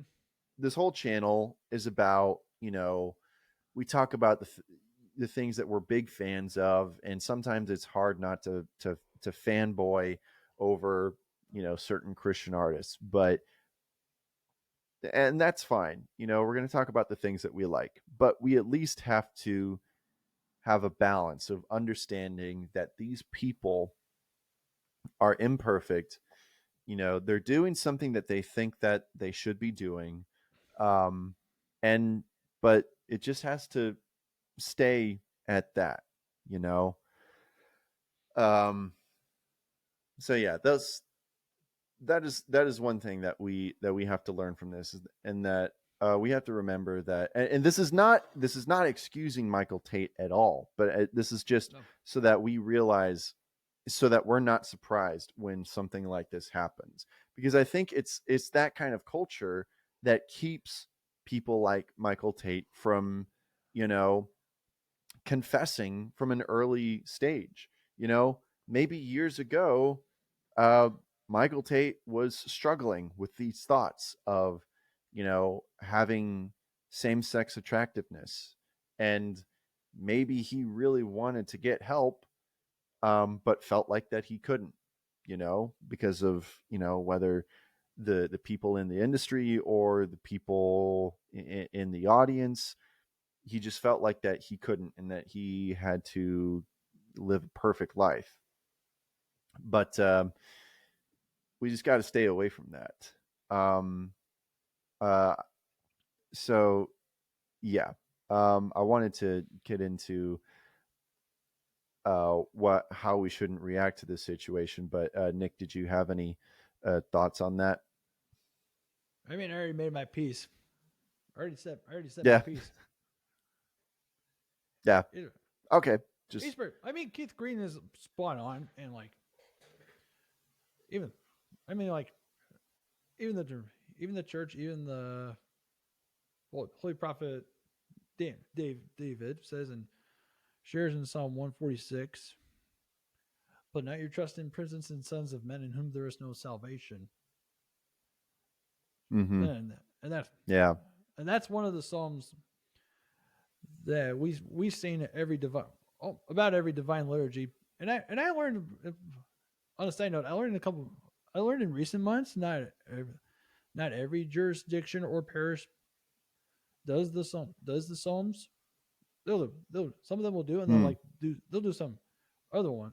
They'll do some other parts in the structure of the services. That's a side note. But it's like yeah, but it's like yeah. Well, we always have a danger of loving our neighbor more than God, because like that that Mm. brings the order of things out of balance. And Yeah, it's quite and like it's a common problem even throughout the early ages, and then like people are gonna struggle with it before that have before us and will after us, and even it's pretty obvious in our current celebrity culture as well for people at least outside outside the boundaries of the church. I know what I'm talking about. Because like mm. we are all ritualistic people,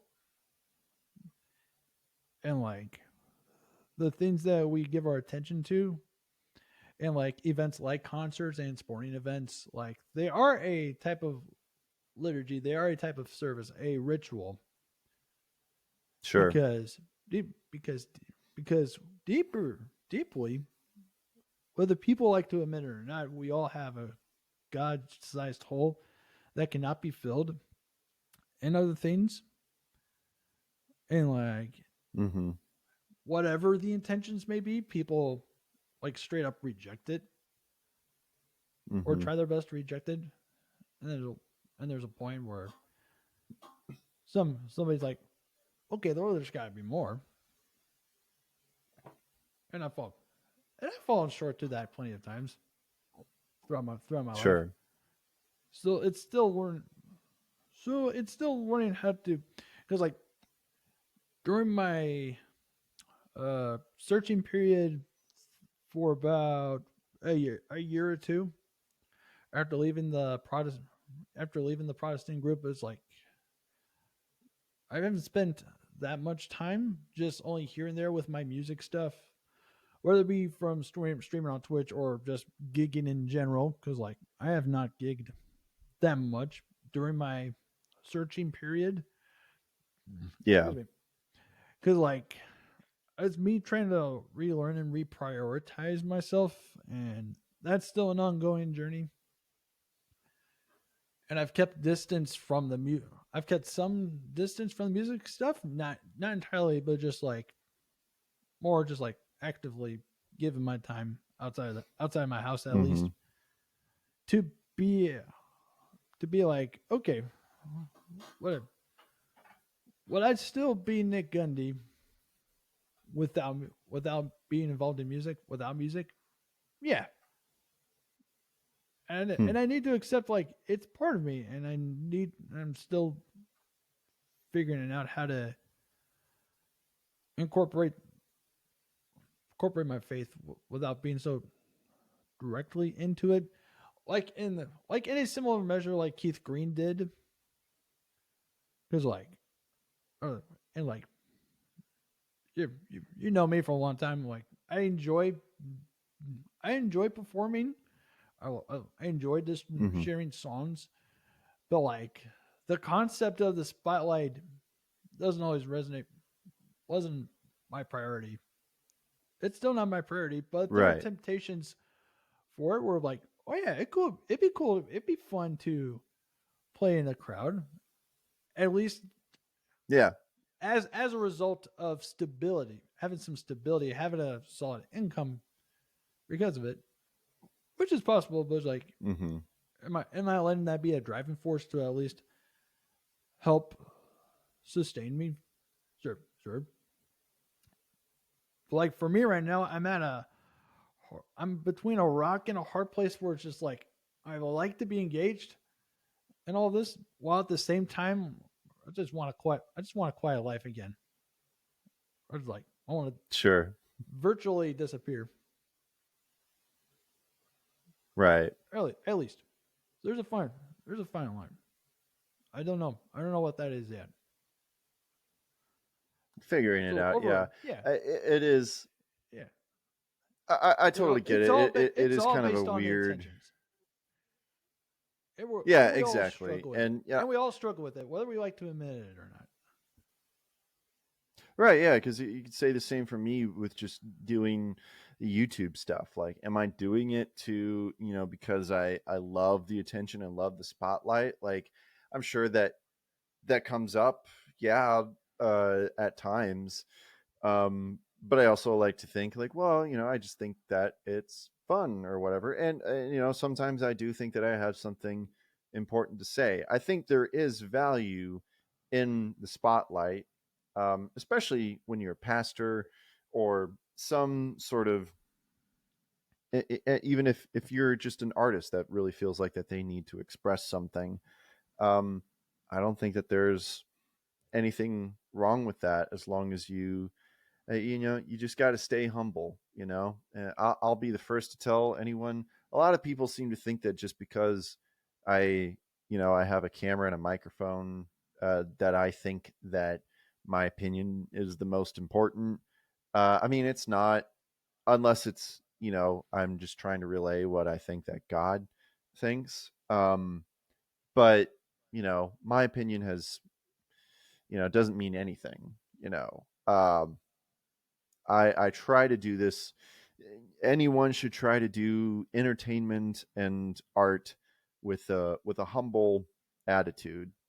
Um, I mean, especially for Christians, the goal should be to you know to do the thing and offer it to God.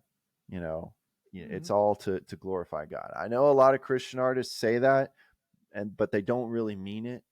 We need to start meaning it. You know, uh, doing it to glorify God.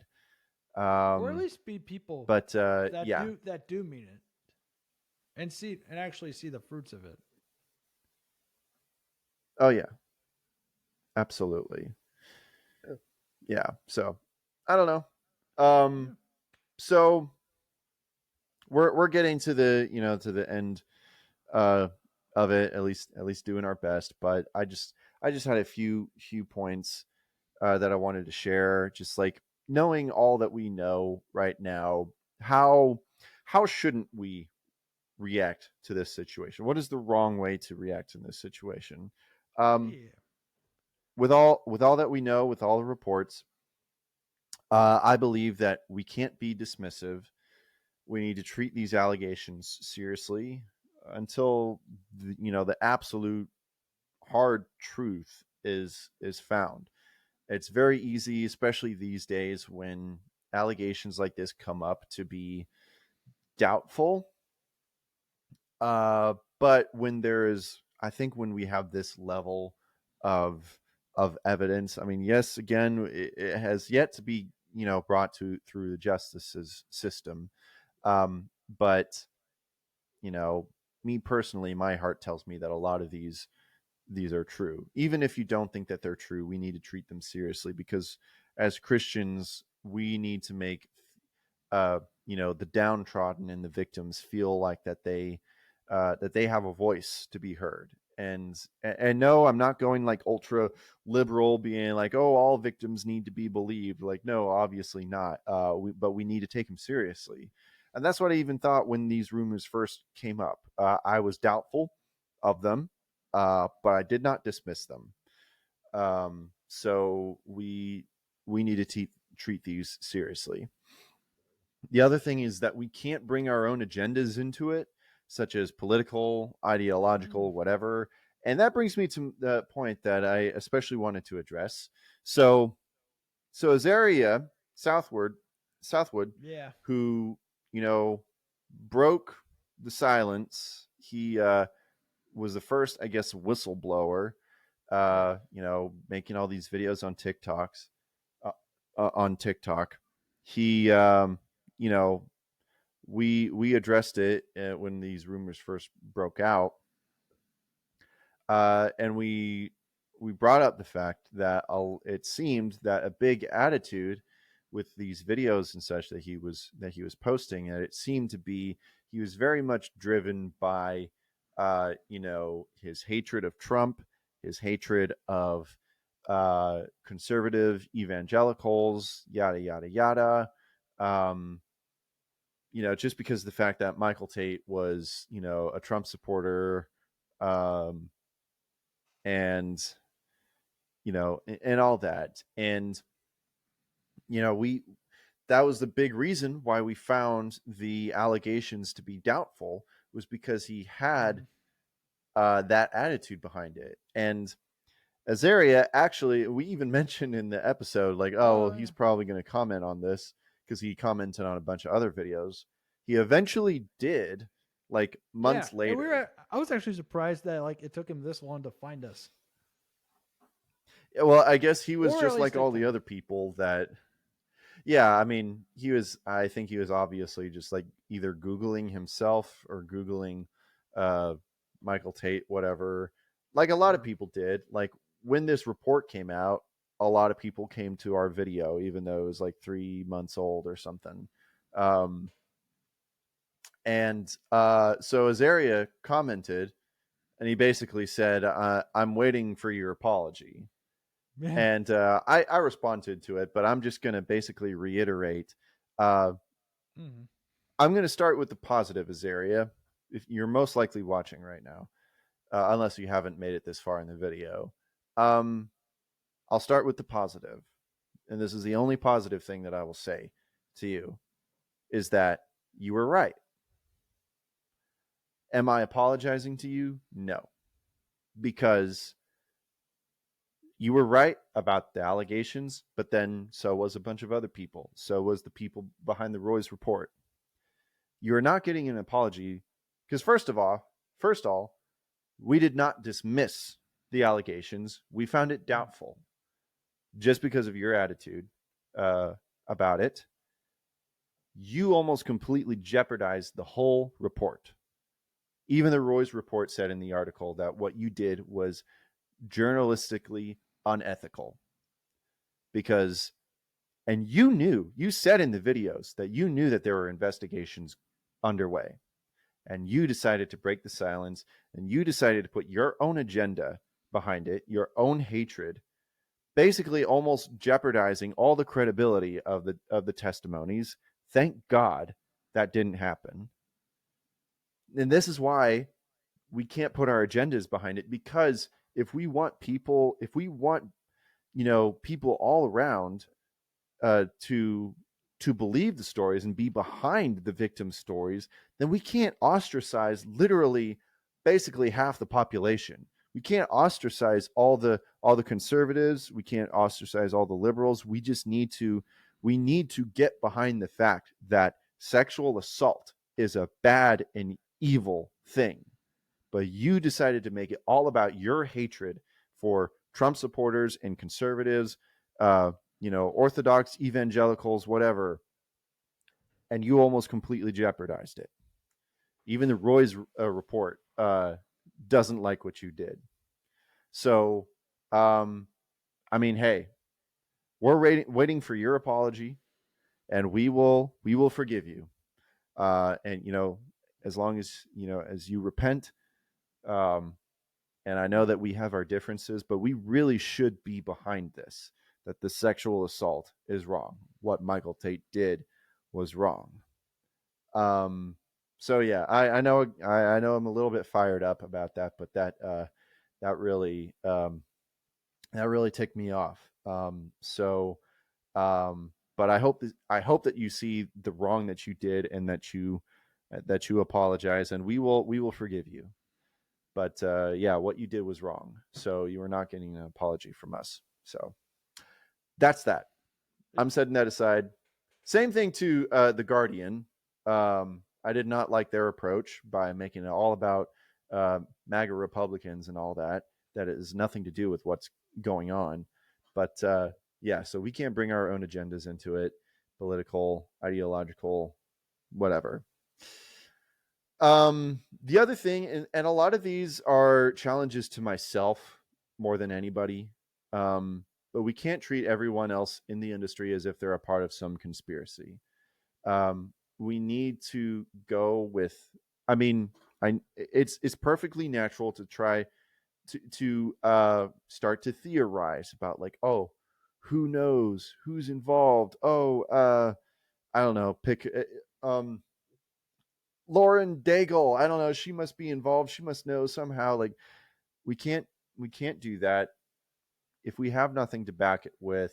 We need to. I think the best thing to do is to assume the best of people and assume that you know name any given person is not involved in it, because I don't think it helps anything to be just be paranoid and pointing the fingers at anyone who is in within the CCM industry, because we just don't know. And that's spreading rumors that have nothing to back them with.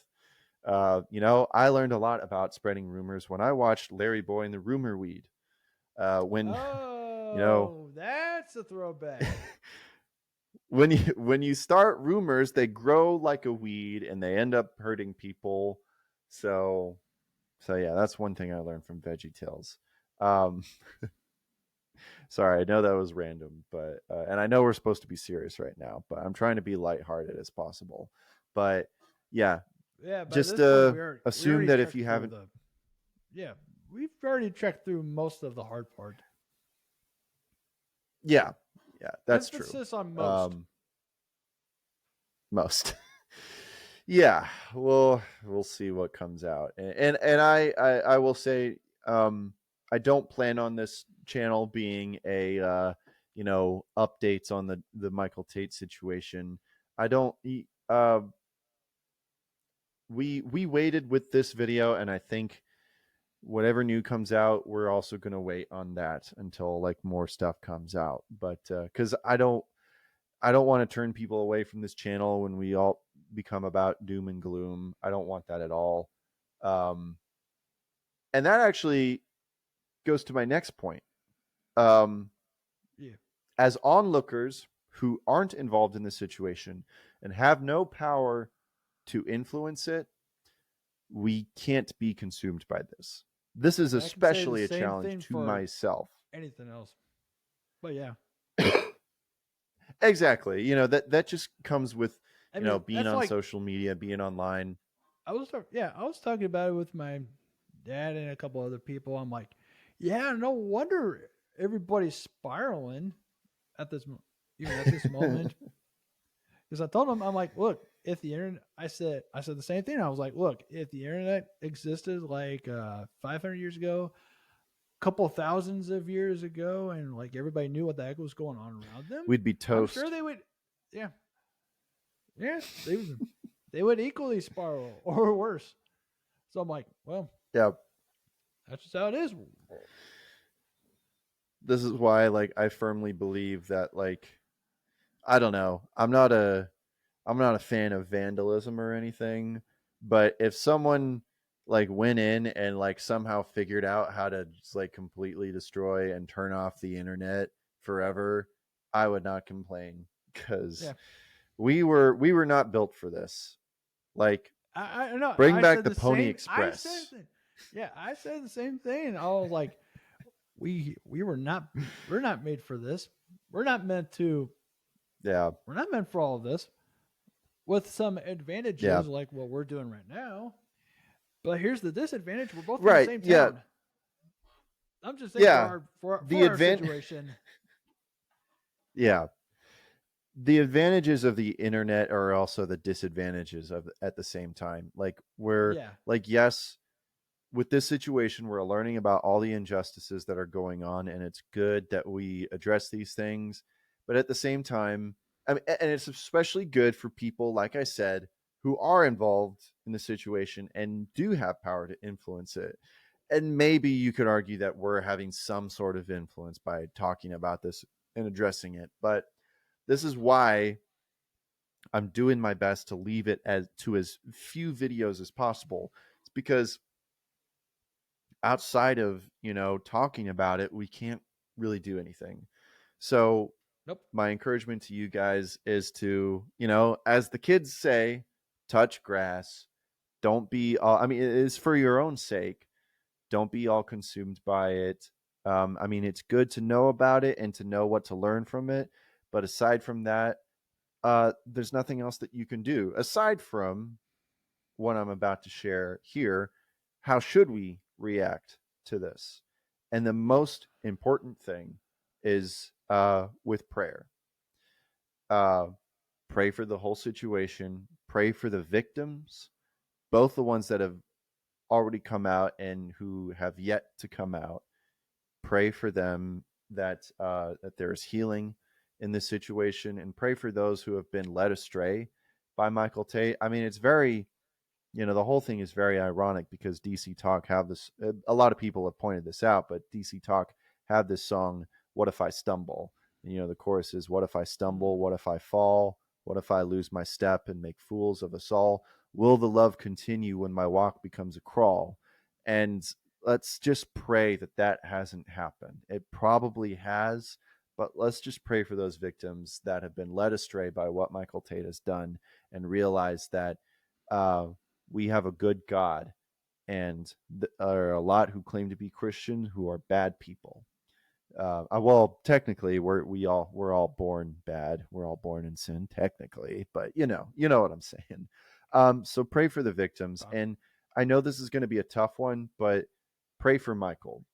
Um, I know he hasn't given a complete, satisfying confession at this time, but let's just pray that he is actually feeling convicted by what he has done, and that what he said in his confession is still true, or at least To an becomes extent. true. We To an extent, yes. I mean, we don't know, Oh, yeah. but pray for him. Um, but also pray that I'm not saying that I don't want justice done, but I don't want the worst person in the world to go to hell. I want everyone to go to heaven. I want everyone to be saved. So I think it's important to. I mean, the Bible says, "Pray for your enemies." Um, pray. I mean, pray for the Campbells.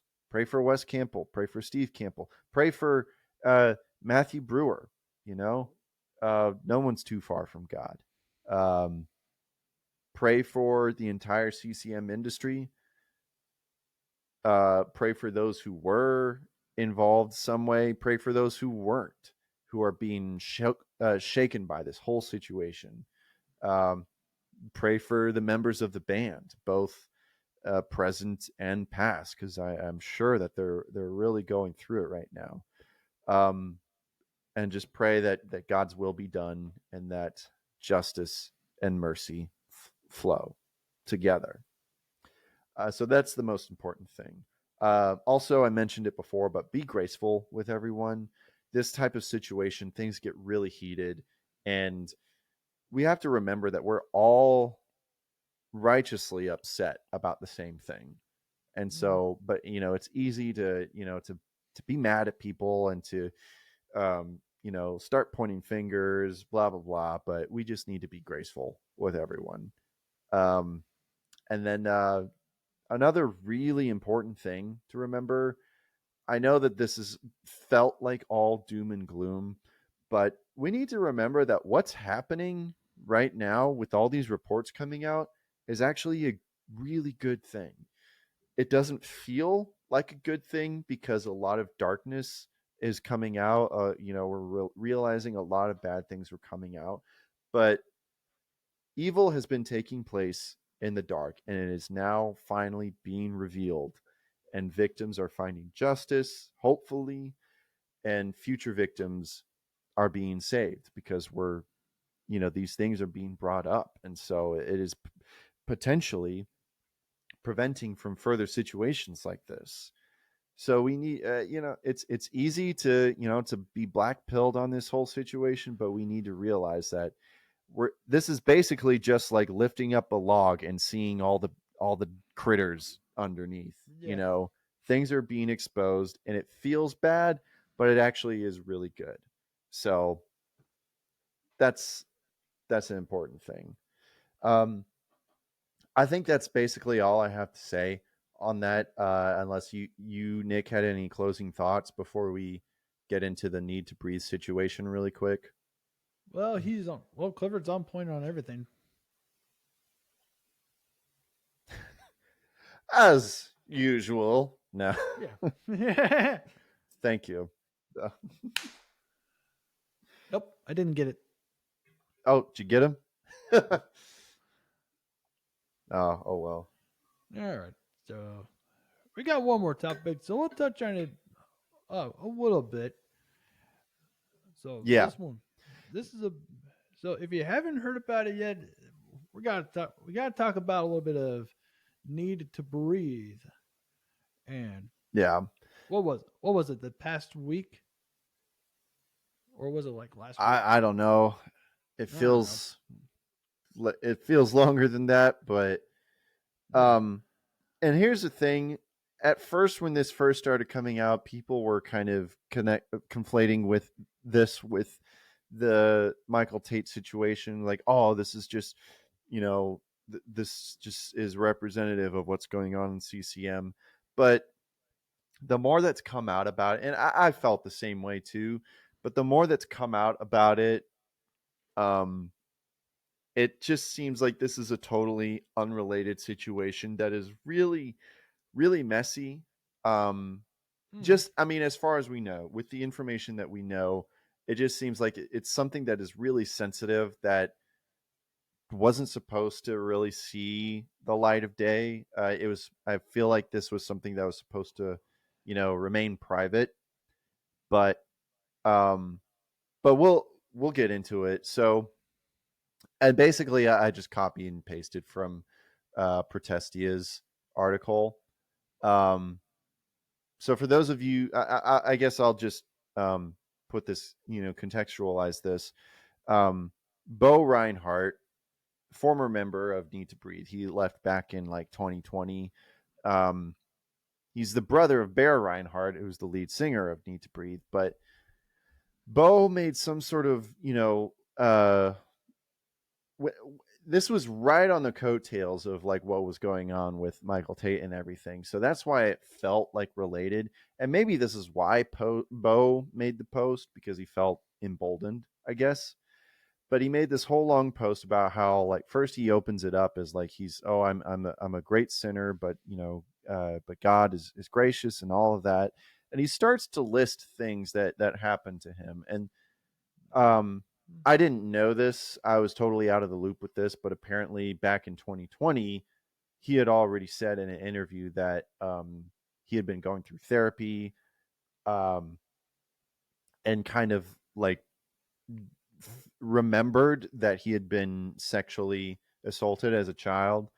Um, at least in one instance by, I think it was a camp counselor or something. Very, very unfortunate. But in this post, he not only mentions that, but he dropped this bomb by saying that his brother had also sexually, emotionally, and um, you know, physically abused him. And it was like right in the middle of of his post, and it's just like, wait, what? And everyone was just like, what is he talking about? Bear? So he dropped that, and he also made like a he posted in a story as a he had a picture of Bear Reinhardt in there in it from a music video, and he put the text over it saying um, sexual molester or something like that. Um, um, and for a while there was no response from Bear, but then he finally did, and so that's this article from Protestia. Need to Breathe frontman Bear Reinhardt has commented on allegations that he sexually assaulted his brother when he was younger, revealing his own history of being sexually abused while insisting his brother Bo is conflating our shared experience, quote, conflating our shared experience of abuse with a childhood incident he misrepresents. Need to Breathe is an American rock band that formed in the early 2000s as a Christian band and eventually achieved crossover success. Founded by Bear Reinhardt with his brother Bo, they have won several GMA Dove Awards, including Rock Contemporary Album of the Year in 2017 for their album Hard Love, and again in 2021 for their album Out of Body. 2 days ago, Bone Reinhardt, who left the band in 2020, wrote on his Instagram account that he's been sexually assaulted multiple times in his life, including being, quote, sexually, physically, and emotionally abused by my brother. Bear responded on his own social media writing, and this is his full statement. I feel the need to comment on the deeply hurtful and misleading accusations that my brother Bo made the other night on social media. I love Bo deeply, and I always will. Since his departure from the band over 5 years ago, we have done everything in our power to treat him with respect and privacy. I would never choose to disparage him, especially at a time where he is clearly in pain. But as a father and husband, I must protect my family from claims that misrepresent the truth. Until now, I had chosen to not share this publicly, not because I'm ashamed, but because I've wanted to protect my family. I have 3 young boys, and I wanted them to hear about my story from me directly when the time is right, and not through social media or online speculation. Bo's post has now made it impossible for me to remain private about this period of our childhood any longer. I can only hope that God has a plan for this down the road. I have always respected Bo's right to speak about his own story, but I cannot allow him to misrepresent mine. My brother and I were both sexually abused at the age of 8 and 6 by a teenage counselor at the Christian camp where we grew up. Neither of us received support for these events until well into adulthood, and were both left to navigate the rest of childhood and adolescence with deep pain and confusion. I carried shame and anger for years after, but through many hours of counseling and the support of friends and family I was able to share it with, I truly believe I have found freedom from it. Bo's recent accusation of me conflates our shared experience of abuse with a childhood incident he misrepresents. While going through a 2 day intensive counseling session with Bo 5 years ago, I learned that he was hurt by things that happened in our early teen years as well. At that counseling session, I took full responsibility for any part I played in that pain. We processed those moments of shared trauma in detail and left with an understanding that we were 2 young boys trying to cope with the unimaginable. To now label me an abuser in such a heartless way is not only deeply painful, but is also wildly misleading and feels intentionally harmful. Even after all of this, I am still hopeful for a reconciliation someday with my brother that I know only God can provide. I truly do pray for his healing. I believe that all of us are broken and in need of a Savior. My brother and I are no different. I believe our calling is to love those who are hurting and show them the grace that God has extended us. I hope I've done that here, while also defending the father, husband, and friend I've worked hard to become. Please pray for our family and all we can ask is that you respect our privacy during this time. So, yeah. Um that whole can of worms was just opened for the whole world to see, and Yep. um it's in these types of situations, it's like, yeah, it's easy to think like, oh, so and so is not telling the truth, or this person is not telling the truth, and it's just we can't know. um who knows if like what Bo is saying and like Bear is saying, if he's telling the truth. Like I personally, I think I'm more inclined to believe Bear's part of the story. I think it's perfectly plausible in situations like that with sexual assault, especially if it's the case that Bo had apparently blocked it out of his mind, like psychologically, and didn't remember it until well into adulthood. That's perfectly normal. That happens a lot with traumatic events. A lot of people tend to, you know, they mentally and subconsciously, uh, you know, cut it out of their life where they can't remember it. That happens.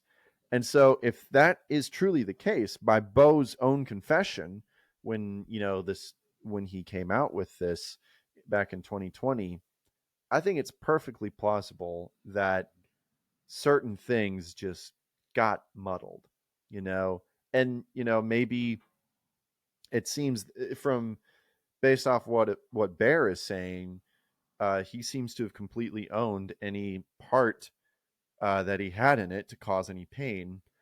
Um, it's just all it's all messy, and we're mostly just talking about it to just kind of lay it to rest, because I think a lot of people, especially when Bo first came out with this on social media, they're because it's coming out at the same time, they're saying like, oh, this is just what the CCM industry is, and so this is related.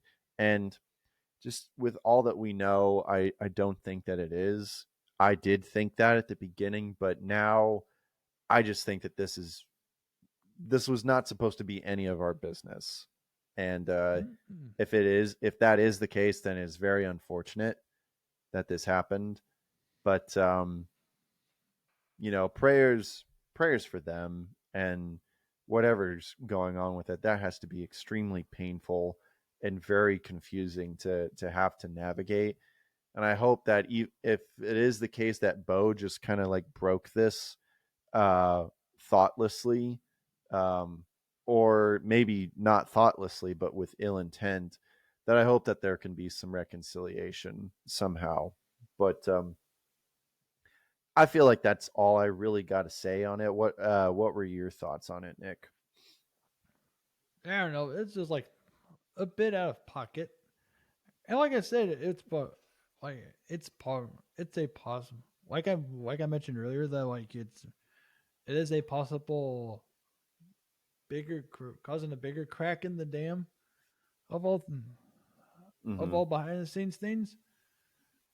In this kind of case, from reading a bit more, this was like a more inappropriate public statement, Yeah, being like there's like a place and a time. It's just like probably wasn't a good time. It probably wasn't meant to be, like you said. yeah. Again, we're completely detached from the situation, so as Um, onlookers, we don't know. Like so it's like I don't know. It's probably best not to like really take any side, honestly. It just feels like a whole messy situation that wasn't meant to see, that the public eye wasn't meant to see. But but it has. And so just kind of felt the need to address it and just drop it unless we hear anything else. Um so Yeah, and I wanted to get it out of the way in this episode. This episode is basically just the episode where we get it all out of the way, so that we can get back to the Yeah. fun, lighthearted stuff. Which will be So next episode. so yeah, yes, Whatever that is. yes. I'd say, just in conclusion, you know, be in prayer for the CCM industry, and just remember that we serve a good God, and we're messed up people, but we can. Uh, there's always a chance for redemption, for all of us. So yeah, we shall see whether things start to burn or things start to turn. uh, I am laughing because everything is just dark. Um, but Literally. we're gonna go back to the lighthearted and fun stuff in the next episode. Um, I was And I thinking promise that we it won't. would be. And I promise we won't No, go be. ahead. And I promise we will not be recording so late at night. I'll be doing half days on Saturdays again. Starting next week. So Oh, we can nice. we can. I'm a lot more flexible now. Okay, cool. I mean, I'm flexible I'm pro- too. yeah. I'm just We running on try. fumes right now. Well, I think you did very well this episode. Thanks. I couldn't tell, honestly. Um, there's been a lot of things that that I was wanting to talk about, but because of all this Michael Tait stuff, had to set it aside. But I think there's some things that I don't think it's too late to talk about. Um, Next episode, I was thinking it would be fun to talk about what's going on with live music lately, and how Hmm. there's been a resurgence of house shows. Oh Not just yeah. with the All American Rejects, but Reliant K also Oh had yeah. a couple of house shows. So I think since that is something that we care about, we care about Oh live yeah. music. We could talk about that, um, and maybe something else. Yeah. So, but I think that could be a fun thing to talk about. Yeah. So, unless something changes, that's what we'll talk about in the next episode. Um, Trying to think if there's anything else. New Podwood forecast episode is supposed to be coming out soon. Yes. Um, so it's all edited, but I'm having trouble uh, uploading it for some reason. But that should be coming out soon, and I don't know. I think audio feed is coming pretty soon, so I'm going to be supposed to be having a bunch of episodes of audio feed stuff. So that's coming when that happens. And yeah, I don't know. Am I forgetting anything, Nick? Nothing I know of. Cool.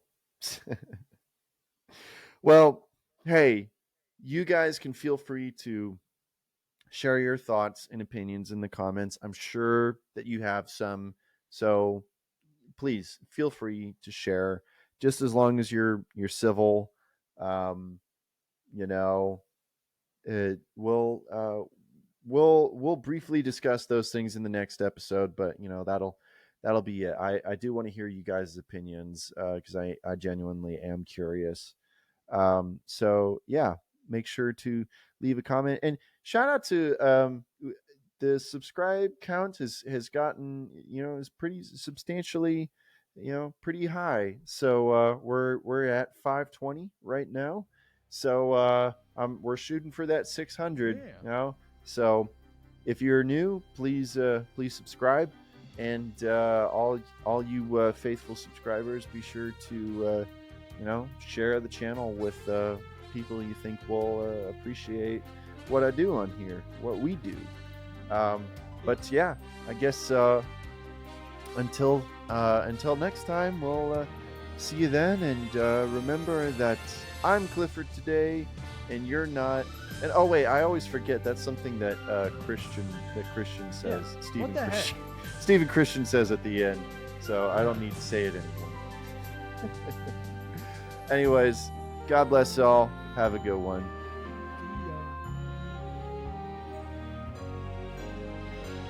Hey, this is Stephen Christian from Amberlin. If you like this video, be sure to leave a like, and also feel free to subscribe to I'm Clifford Today. For those of you listening on Apple Podcasts, make sure to leave a rating and a review. Also be sure to check out Clifford's Clips and Highlights channel. I'm Clifford Today. If you want to hear more from Clifford, check out his other podcast, Podwood Forecast. And there's always t-shirts and other merch you can buy, so be sure to take a look at that. There are links to everything in the episode description, so thanks for stopping by, and remember, he's Clifford Today, and you're not.